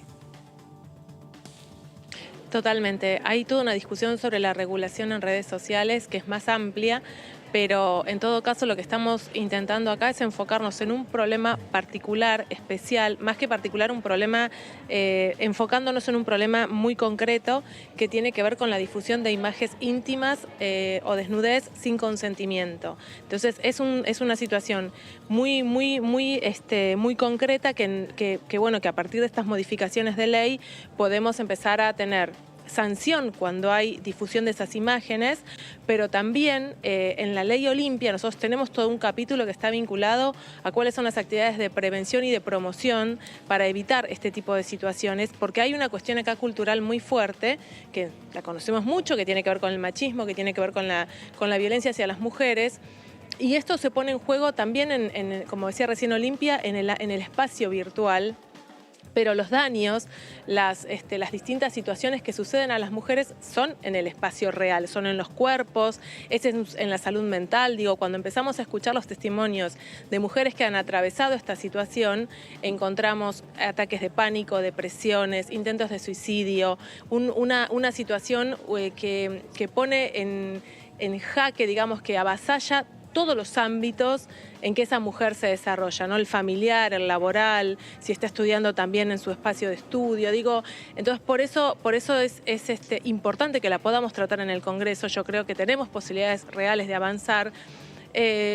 Por dos cuestiones. Primero, porque hemos logrado a lo largo de estos años construir una transversalidad dentro del Congreso que nos ha permitido sancionar leyes también como interrupción voluntaria del embarazo, cupo laboral travesti trans, por nombrar algunas muy emblemáticas. Entonces hay una cultura entre las diputadas de los distintos bloques de poder consolidar y de poder avanzar con el tratamiento de algunas leyes.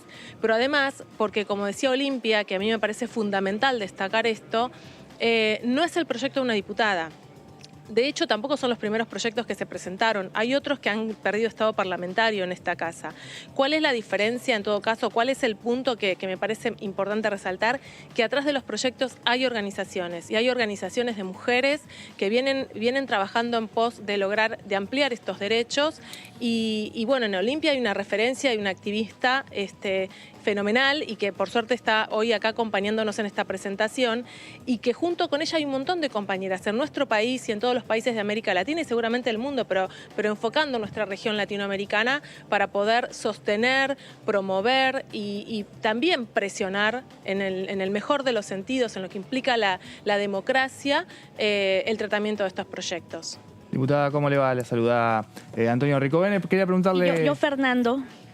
Sí. Fernando, quisiera yo además, añadiendo a lo que hizo la diputada muy puntualmente, con estas letras gigantes para la pregunta que hiciste.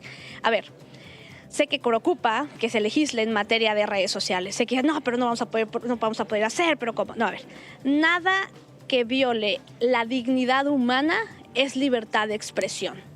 Nada que viole el cuerpo desnudo de una mujer puede considerarse libertad de expresión. No hay libertad de expresión cuando se viola el cuerpo humano de una persona a través de las redes sociales, y eso es la ley Olimpia, y eso es lo que hoy extendemos a Argentina como ley Belén, y esa es la lucha que encabezamos hoy con el apoyo de la diputada y con muchos más que si quieren levantar la mano, por favor levántenla porque los necesitamos. Pero ese es el proyecto que hicimos desde nuestros sentires, desde nuestros dolores, y con toda la intención que la dignidad se haga costumbre. Olimpia, ¿qué tal? ¿Cómo le va? Gracias. La saluda acá Antonio. Le quería hacer una última pregunta, más que nada desde lo general. ¿Qué imagen hay desde México y desde Latinoamérica respecto a las políticas que ha tomado en los últimos años Argentina? Digo en los últimos años porque se han incentivado también, no solamente porque hayan surgido. Respecto a las cuestiones de las luchas de género, hablábamos recién, bueno, hace poco se aprobó una nueva ley de HIV para un reclamo histórico del colectivo. El año pasado tuvimos el cupo LGBT. ¿Cómo lo ven desde afuera lo que está pasando en Argentina con el movimiento? Bueno, con esta pregunta tenemos que dar inicio al evento. En primer lugar, decir que nosotras las mexicanas admiramos a las argentinas. Para nosotras las mexicanas, las argentinas son un punto clave en nuestros derechos, es un punto clave de la revolución. Estar en Argentina es fabuloso para cualquier mexicana y para cualquier latina, pero iniciar una lucha en Argentina es completamente extraordinario, y quiero decirles que sé que este país hoy en este día está viviendo momentos difíciles, que sé que en América Latina y en todos los países se vive en pobreza, se vive desigualdad, se vive en condiciones de depresión, se vive en condiciones financieras, pero de los ya jodidos, las más jodidas somos las mujeres. Por eso es importante y todos los proyectos que vengan que ver con nosotras, porque la deuda histórica es con nosotras. Les agradecemos mucho el espacio y vamos a dar inicio a nuestro evento. Gracias Olimpia, Mónica, gracias. Que tengan una muy buena jornada ahí de trabajo en la Cámara de Diputados. Sofi.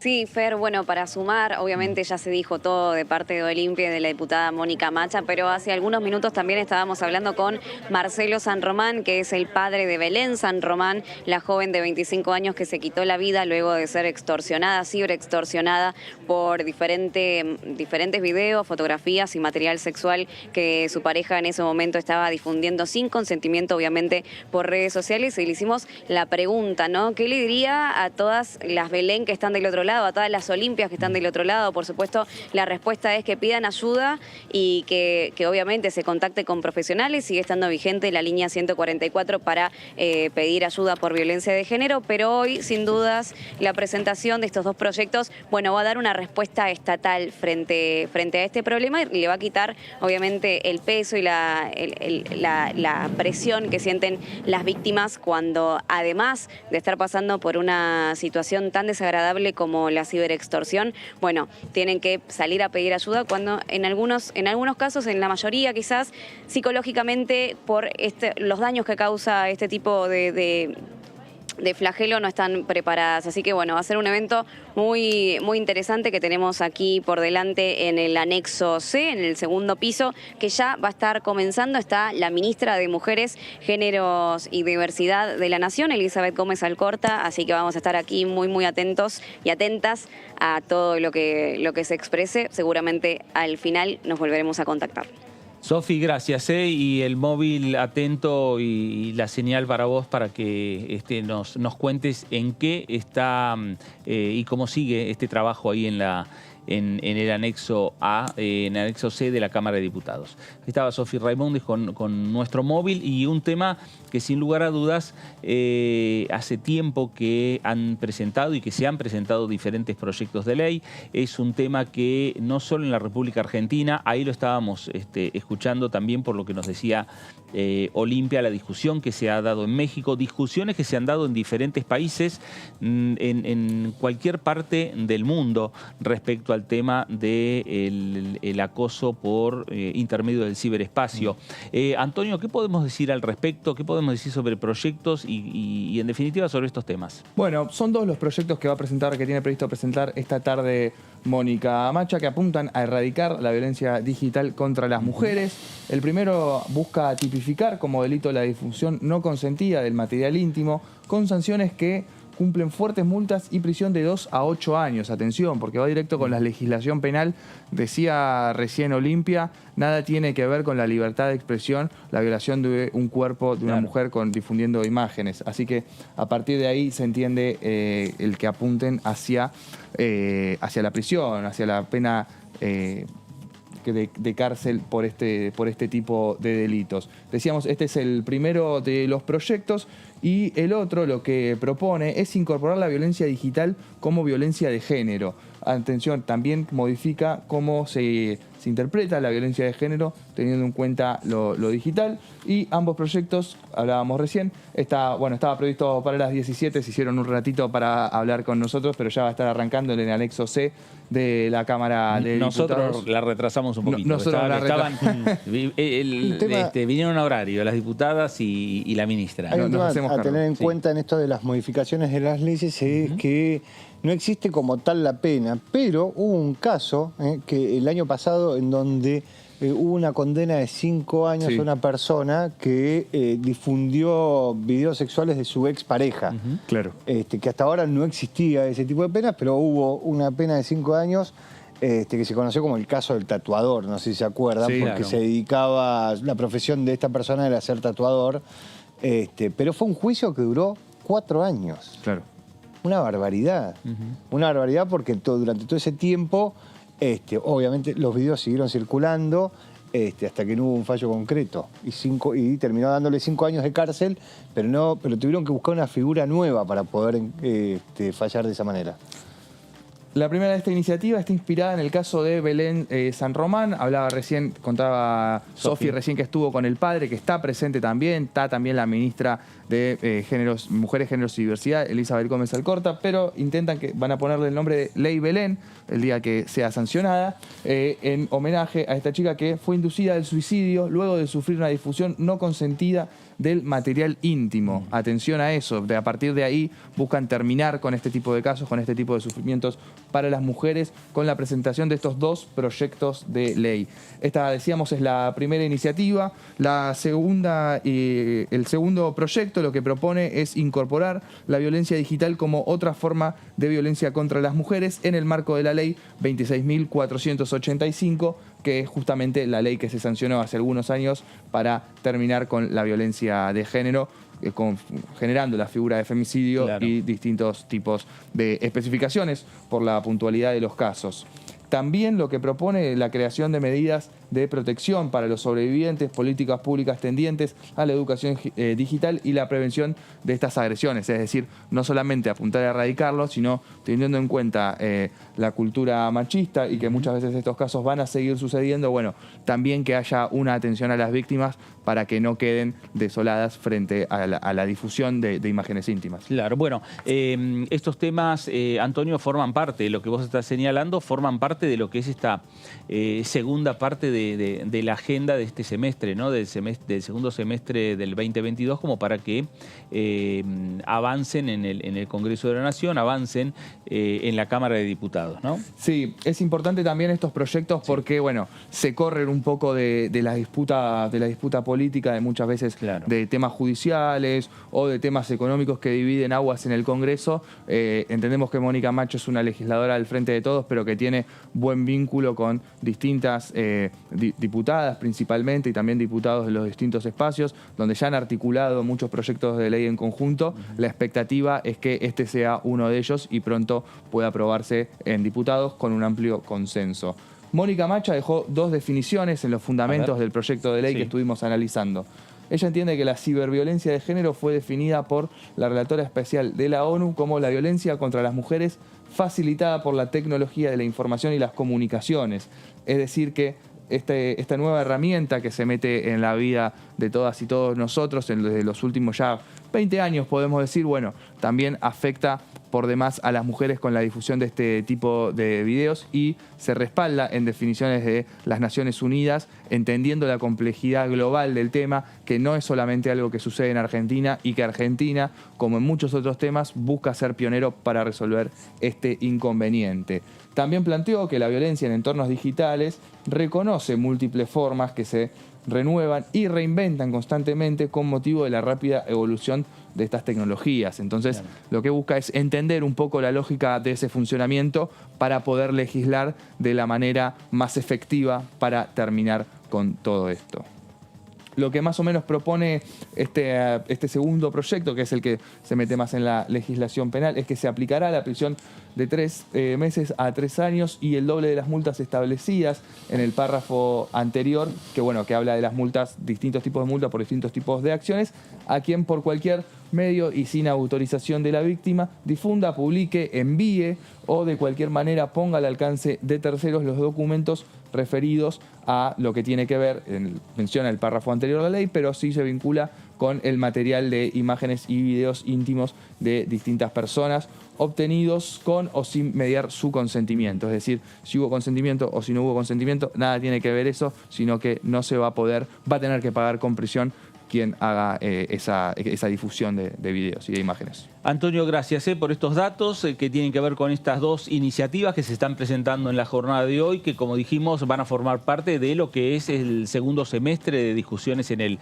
Congreso de la Nación, y este es uno de los proyectos que concitan la atención y el acuerdo que se puede alcanzar entre todas las fuerzas políticas, entre el oficialismo y las diferentes oposiciones en la Cámara de Diputados, para que rápidamente, después de tener la discusión y los tiempos que tienen que tener los legisladores en las comisiones respectivas, que seguramente van a incluir no solo invitar víctimas, sino también invitar a los jueces, que son los que en definitiva después tienen que interpretar las leyes que sancione el Congreso de la Nación, rápidamente van a poder llegar con estas iniciativas al recinto de la Cámara Baja y que avancen con la sanción que se le puede dar aquí en el Congreso, en la Cámara de Diputados, y posteriormente el debate que se da en el Senado de la Nación.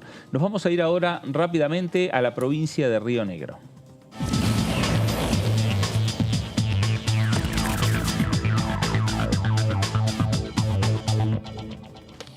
Diputado Agustín Domingo, ¿cómo le va? Fernando Fraquelli saluda.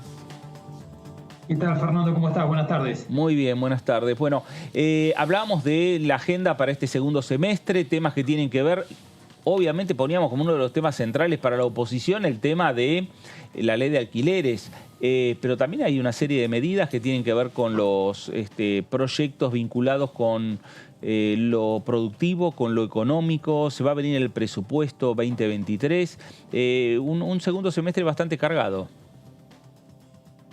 Sí, así es, así que con mucha expectativa. Nosotros también hemos presentado proyectos propios que pretendemos que sean tratados. Presentamos recientemente con el diputado Luis Di Giacomo un proyecto para modificar el Código Penal y agravar las penas en el caso de usurpaciones, que es una problemática que está en todo el país, que tiene una arista, si se quiere, económica, vinculado a la problemática habitacional, y otra vinculada a los reclamos de los pueblos originarios, un proyecto que ya había presentado el senador Beretilnec el año pasado y que nosotros lo estamos presentando ahora aquí en la Cámara de Diputados, que busca también dotar de más herramientas a los jueces que muchas veces se ven imposibilitados de tomar medidas inmediatas que tiendan a la restitución del bien, mientras se discuten los derechos que siempre hay en discusión y en tensión. Así que ese es uno de los proyectos que hemos presentado. Hemos presentado también un proyecto para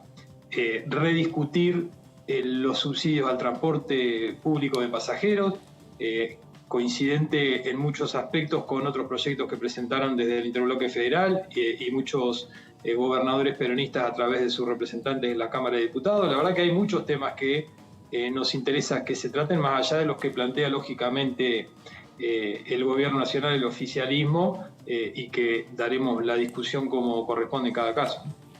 Diputado, ¿cómo le va? Soy David Cayón, ¿cómo está? ¿Qué tal? ¿Cómo estás, David? Bien, una pregunta respecto de los proyectos que dando vuelta. Hay uno que tiene que ver con una moratoria, que tiene media sanción de una moratoria previsional, que tiene media sanción de la Cámara de Senadores. En la Cámara de Senadores, cuando se votó, el senador Beretilnec, que de su mismo espacio político, votó a favor. Digo, en el caso de ustedes, ¿tienen pensado acompañar este proyecto? Sí, exactamente. Lo acompañamos en el Senado y lo vamos a acompañar en la Cámara de Diputados. Ello no quiere decir que no creamos que haya que dar también una discusión más amplia en el sistema previsional. Está claro que esto de ir de moratoria en moratoria habla de algún déficit o algunas cuestiones en el actual sistema previsional que deberían revisarse, que no se revisaron cuando se dieron de baja las AFJPs, y el sistema está diseñado desde aquel entonces en función de esa estructura, ¿no? De esa arquitectura. Hay muchos aspectos a revisar, la verdad que lo estamos analizando, ello sin perjuicio de este auxilio o esta prórroga en la moratoria que viene a subsanar un error de diseño que hay que atender, ¿no? Sí, no es una moratoria tradicional, pero es un poco más compleja de explicar si le ponemos otro nombre. Sí, pero no es un cambio de fondo, no es un cambio permanente, es, digamos, por algo se le ha puesto ese nombre, ¿no? Yo creo que hay que hacer cambios. Estamos analizando junto al equipo de asesores algunas propuestas para sumar al debate, pero como lo decía, esto sin perjuicio de acompañar la iniciativa del oficialismo de extender esta moratoria. Diputado, ¿qué tal? ¿Cómo le va? Buenas tardes, lo saludo acá Antonio Ricovene. Quería preguntarle porque, bueno, su mirada fue muy importante en el debate de la ley de alquileres, porque el proyecto que usted presentó pudo convergir en un mismo dictamen que, con Juntos por el Cambio, alcanzó una minoría, pero que en su momento se pensó que podría representar una mayoría en el recinto. Lo cierto es que ya pasaron varias semanas de ese momento y todavía no se sabe nada de una convocatoria a la sesión. ¿Qué pasó? ¿Se cayó el número de 129 diputados que tenían pensados en un momento? No, se sigue discutiendo cuándo es la oportunidad para poder llamar a una sesión especial. Ahora se acerca el receso y eso hace que muchos diputados, o algunos, por pocos que no puedan concurrir, no se logra el quórum necesario de 129 y ese es el motivo por el cual no se ha convocado todavía. Pero uno entiende que cuando hay voluntad política se pueden acomodar distinto el calendario de 129 diputados para sacar una ley tan importante y tan esperada por 9 millones de personas que alquilan como la ley de alquileres. Digo, más que nada pensando en las distintas modificaciones que surgieron el día de la firma del dictamen, como pueden ser los 4 aumentos anuales. Sí, es cierto que hubo el día del dictamen. No es fácil coincidir en un dictamen unificado cuando había miradas tan extremas que iban desde derogar la ley de alquileres hasta hacer cambios de distinta magnitud, ¿no? Tanto en los incentivos fiscales como en las modificaciones al Código Civil. Persistía, de hecho, al momento de la firma del dictamen una diferencia respecto de los 3 meses, los 6 meses, pero el compromiso era seguirlo charlando para el día que se logre convocar a los 129 diputados que se necesitan para el quórum, confluir con una propuesta unificada. Agustín, ¿cómo está viendo estos primeros pasos que está dando la ministra de Economía, Silvina Batakis? En la jornada dio la primera conferencia de prensa, le habló un poco a los mercados para calmarlos. ¿Cómo está viendo estos pasos? A la gente, ¿no? Porque los mercados en definitiva somos nosotros. Es la gente que mira con expectativa cuáles son las medidas que va a tomar el gobierno. La verdad es que los vi bien, me parece en el sentido correcto, lo charlábamos a días de asumir, y la verdad que confirma con esas medidas lo que dijo cuando asumió la ministra, de darle importancia al equilibrio fiscal. Me parece que todas las causas o los motivos de los desequilibrios que tiene nuestra macroeconomía tienen que ver con los desequilibrios fiscales, con lo cual es muy positivo que la ministra haya puesto el foco ahí. Esperemos que logre los consensos políticos y todo pareciera indicar que eso va en ese camino. Luego habrá que ver cómo se ejecutan, ¿no? Porque es cierto que aún no se conoce el detalle más allá de los lineamientos generales, que a mi punto de vista son positivos, son correctos. No se conoce el detalle de cómo se van a instrumentar las medidas para terminar con esos desequilibrios que son bastante profundos. Claro, y esos, digamos, estos anuncios y la búsqueda del equilibrio fiscal principalmente, eso ya se irá viendo reflejado. Ustedes los van a tener el día que tengan que esperar el proyecto de ley de presupuesto 2023. Ahí se va a conocer bien la letra fina de los números finitos de la República Argentina. Sí, hay medidas que se van a conocer antes. Por ejemplo, la segmentación de tarifas. Hay muchas dudas sobre si esta segmentación que se está planteando va a ser lo suficiente como para disminuir esa gran partida de gasto que significan los subsidios, y que en la medida que no se hace alguna corrección se sigue incrementando, ¿no?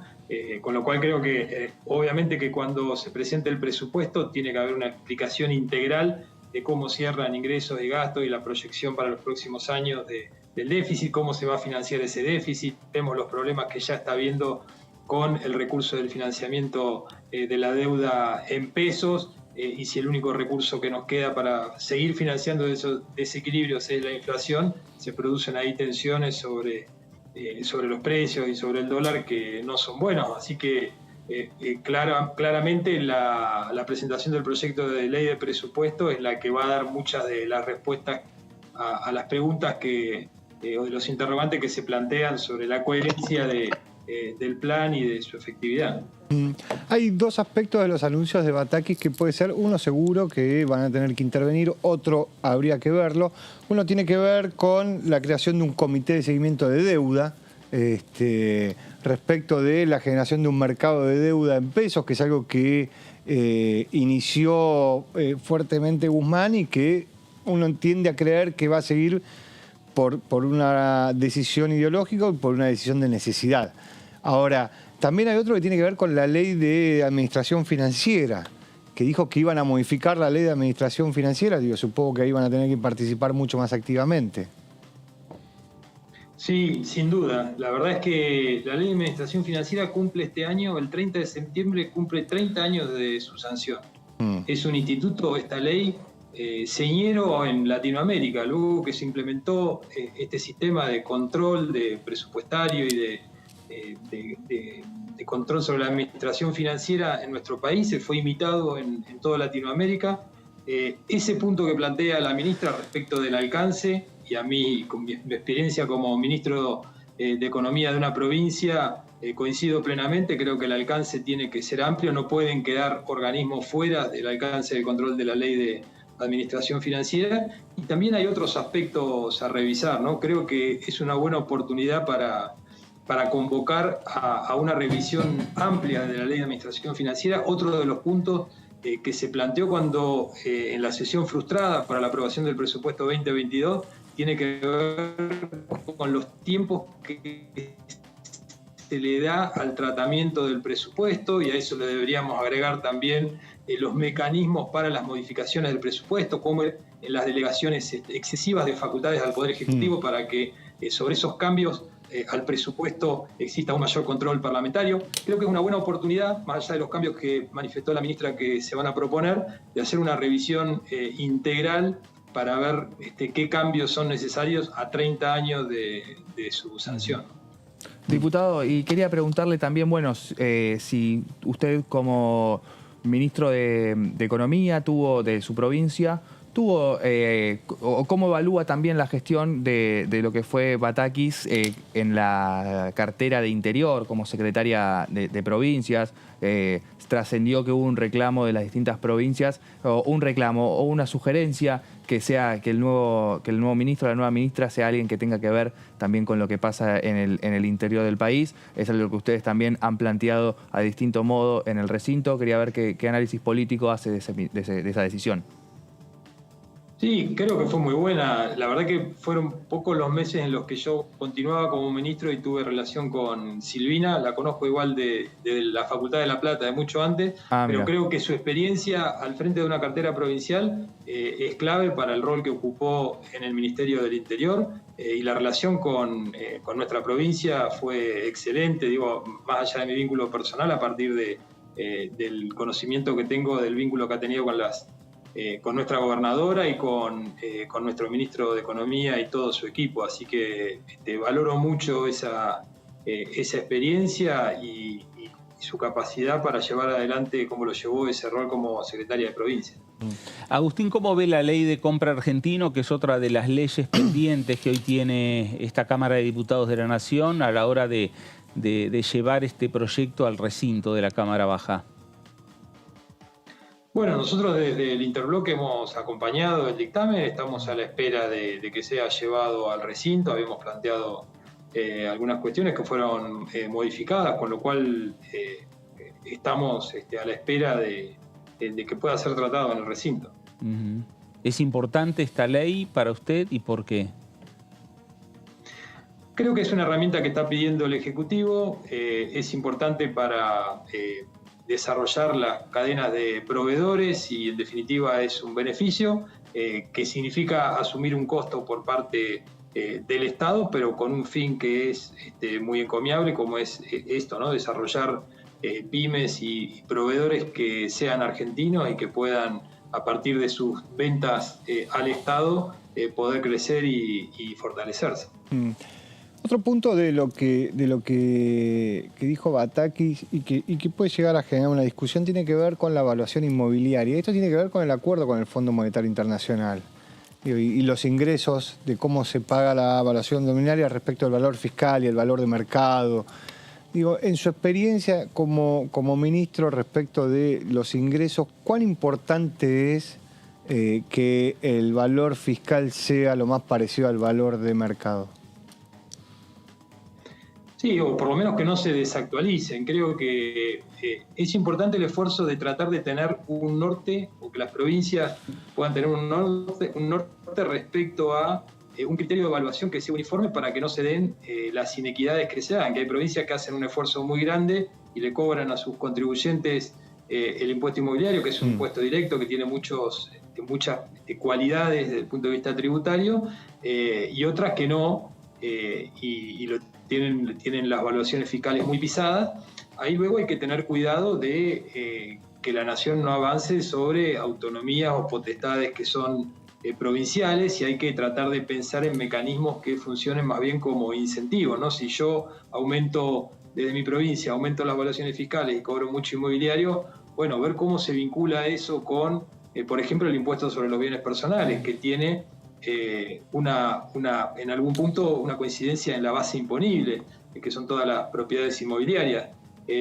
Creo que es para trabajarlo. Me parece bien que la nación colabore y le dé herramientas a los fiscos provinciales para que puedan avanzar en esta actualización de las evaluaciones fiscales, pero de vuelta, si no hay algún incentivo detrás, creo que va a ser difícil, porque hay muchos gobiernos locales que tienen una tendencia a no actualizar sus evaluaciones fiscales, y tienen todo su derecho a hacerlo, ¿no? Pero me parece válido plantearlo. ¿Cómo se imagina un debate en el recinto cuando haya que debatir la creación del fondo para pagarle al FMI, teniendo en cuenta el contexto de polarización que hay entre los distintos espacios y teniendo en cuenta, bueno, las escuderías políticas de los principales polos que tiene la Cámara Baja? Primero, ¿cómo se lo imagina? Y después, ¿cuál es el rol que plantean ustedes desde un interbloque independiente? Me lo imagino como uno de esos proyectos en los que se ven claramente las diferencias políticas del principal partido de la oposición con el oficialismo, con mucha chicana, lamentablemente.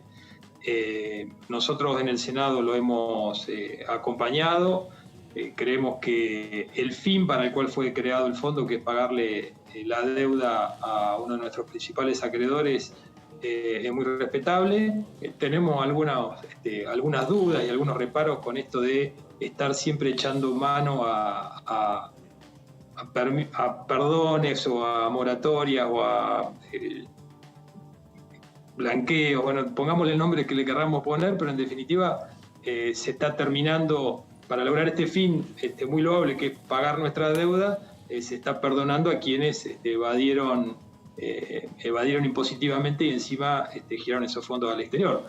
Pero de vuelta, lo acompañamos en el Senado y vamos a tener la misma mirada en diputados. Respecto de esto de la discusión y si hay chicanas o no hay chicanas, ¿qué lectura hace que puede llegar a pasar en el recinto y la relación entre el interbloque del que usted forma parte con los bloques mayoritarios, con lo que parece un nuevo acuerdo político entre las figuras, los socios más importantes del Frente de Todos, que supuestamente llevarían un poco de calma dentro del Frente de Todos? ¿Cambia la correlación de fuerza? ¿El Frente de Todos se posiciona de otra manera en la Cámara de Diputados a la hora de entablar conversaciones con los bloques más chicos, los bloques minoritarios, y discutir los posibles acompañamientos o no de los posibles temas? La verdad que no lo veo cómo podría. Nosotros acompañamos o no acompañamos los proyectos tanto del oficialismo como de la oposición en función de lo que creemos que es mejor para nuestro país y en algunos casos para nuestra provincia. No veo cómo. Sí celebro que exista este acuerdo, porque la verdad que uno veía con mucha preocupación que el oficialismo tuviera o tenga estas divisiones internas que no les permite poner la energía donde la tienen que poner para solucionar los problemas que tiene nuestro país. Pero no creo que eso tenga una incidencia en las discusiones que se dan o en las mayorías que se pueden lograr para tratar uno u otro tema, tanto en diputados como en senadores. Agustín, antes de despedirlo, ¿cómo están las nevadas allá en Bariloche? Que para el turismo están bárbaras, el que va a esquiar está bárbaro, pero para la gente de la ciudad genera complicaciones. No, ahora ya hace unos días que dejó de nevar, con lo cual estamos bien. Las complicaciones el día que nieva generalmente. La verdad que muchísimo turismo, muchísimos brasileros que han vuelto, el cerro repleto, el aeropuerto también con muchísimos vuelos. Se está viviendo una temporada muy buena, así que muy contentos con eso. Agustín, gracias por estos minutos para Con Diputados Televisión. Por favor, gracias a ustedes. Gracias. El diputado Agustín Domingo, diputado de Juntos Somos Río Negro, de esta provincia, uno de los bloques menores, uno de los interbloques, conforma el interbloque de Provincias Unidas, junto con los diputados de Misiones y el diputado de Neuquén. Son 5 diputados que en el momento de la discusión voto a voto, esos 5 diputados, digamos que pesan y mucho esos 5 votos para inclinar la balanza hacia un lado o hacia el otro de un proyecto. Y como ya demostraron, no solo el interbloque de Provincias Unidas, sino también el interbloque que conforman los sectores del peronismo no kirchnerista. El federal. ¿No? El interbloque federal. El interbloque federal, junto con los de la provincia de Buenos Aires, junto con los de Córdoba y otros bloques que no están atados a ninguna de las dos mayorías o de las dos principales minorías. No, sin duda. Y también suelen votar dentro del mismo interbloque, suelen tener votos distintos.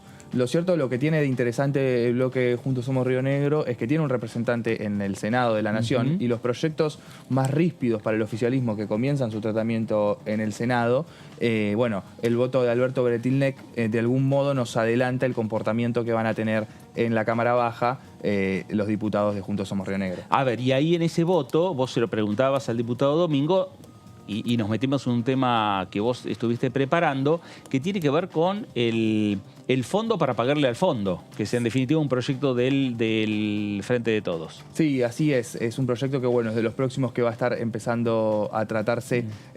Bueno, ya tiene despacho de la comisión. Lo cierto es que todavía no están los votos, pero empiezan las negociaciones, más que nada con el sector de los gobernadores, que siempre fueron los aliados más firmes que tuvo el gobierno nacional para trabajar en esos temas. Decíamos recién, este proyecto, bueno, lo definió Carlos Henner como que detalló que pone en el centro de discusión quién va a tener que pagar este endeudamiento multimillonario que tomó el gobierno de Mauricio Macri, un endeudamiento por 45.500 millones de dólares que el gobierno de Alberto Fernández propone resolver. Este tema, decíamos, ya tiene dictamen de hace 2 semanas y media sanción en el Senado. Sin los votos, claro, de Juntos por el Cambio, que decidió no apoyar con distintos argumentos. En diputados tenemos la definición de Carlos Heller, que como presidente de la Comisión de Hacienda lo que sostuvo es que pone en el centro del escenario la cuestión histórica, ¿no?, de la fuga de dólares, algo que sucede hace mucho en Argentina, la evasión impositiva y cuáles pueden ser las formas posibles de afrontar el pago de la deuda con el FMI. Con esto crea el fondo que será constituido en dólares y tendrá vigencia hasta que se produzca la cancelación total, y esto es no menor, de la deuda justamente con el FMI. Decíamos recién, este fondo va a estar compuesto de distintos porcentajes de bienes y dineros que hayan sido fugados al exterior sin ser declarados ante la AFIP. Esto implica que las personas que capaz tengan una casita en Uruguay o algún bien en el exterior, sea porque tiene familia también, y si están declarados no van a tener ningún tipo de inconveniente, sino que apunta al delito de no declarar las pertenencias que se tengan en el exterior. Decíamos recién, aclara que los recursos serán exclusivamente destinados al pago de la deuda, deberán contemplar los montos previstos o reservados para la recompensa a los colaboradores, uno de los temas que quedó pendiente en el Senado, que es la creación de esta figura, la figura del colaborador. Vamos a ver también qué manejo tiene en este segundo semestre legislativo. Este fondo, lo importante que tenemos que destacar es que va a ser administrado por el Ministerio de Economía. Un dato importante, ¿no? Recordemos esta iniciativa que surge del sector kirchnerista en el Senado, el sector más vinculado a Cristina Kirchner, lo que es el bloque Unidad Ciudadana. Bueno, le cede al Ministerio de Economía, en un momento donde había mucha tensión con Martín Guzmán, la administración de estos fondos, que es el Ministerio de Economía quien se encarga de la negociación y del pago de las deudas.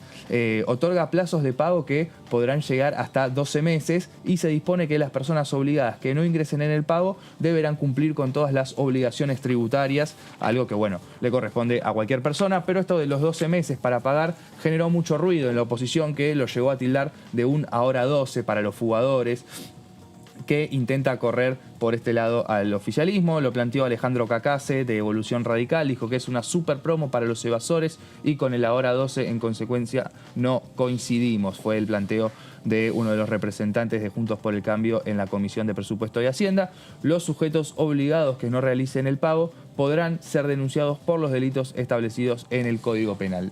Bueno, a ver, el pago hay que hacerlo en dólares. Sí, un dato menor es ese, que el pago es en dólares. Exacto. Y en dólares del exterior. O sea, como son bienes que están en el exterior, sean acciones, sea dinero, sea una propiedad, sea lo que sea, que no fueron declarados, cotizan en dólares, lo que establece el proyecto es que el pago se hace en dólares y que esos dólares tienen que provenir del exterior. ¿Por qué? Esto lo que se busca es que, vamos a suponer que Frakelli tiene una mansión en Punta del Este. Punta del Este. Bueno, ahí está, Punta del Este. Y no la declaró. Entonces tiene que pagar sobre eso. Entonces, ¿qué le dice? Bueno, tenés que pagar tanto, tantos dólares. Vas al mercado de cambio, podés hacer una operación del dólar MEP, comprar dólares y depositar esos dólares. No tienen que ser dólares de la Argentina, tienen que ser dólares que están en el exterior y que vengan a la Argentina. Sí, con la intención de repatriarlo. Claro, ahí surge esa. Exacto. Bueno, por lo que dicen siempre que los montos de dólares en el exterior que tienen los argentinos se pagarían varias deudas externas. La Argentina es el país que los argentinos somos los que más dólares tenemos después de los Estados Unidos. Algunos. No, según no todos. Es una cuestión estadística, bueno, no es una cuestión de propiedad. Bueno, veremos qué es lo que pasa. Antonio, gracias por este tema. Muchas gracias. ¿Cuándo se trata esto? ¿No se sabe? Todavía no se sabe, es uno de los próximos proyectos. Se sabe que están empezando las negociaciones. El gobierno va a buscar vincularlo directamente con los gobernadores que fueron los principales aliados, decíamos antes, que tuvieron como sostén político para renegociar, primero con los acreedores privados y después con el FMI. Bueno, veremos qué es lo que pasa. Gracias, Antonio. Muchas gracias, Fer. David, gracias. No, por favor. A usted también, gracias. Continúe en la señal de Diputados Televisión. Esto fue El Análisis por aquí, por DTV. Gracias, nos reencontramos.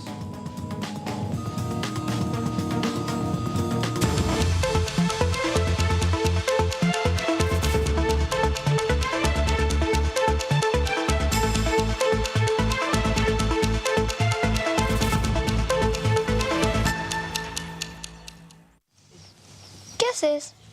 Nada, estoy calculando la temperatura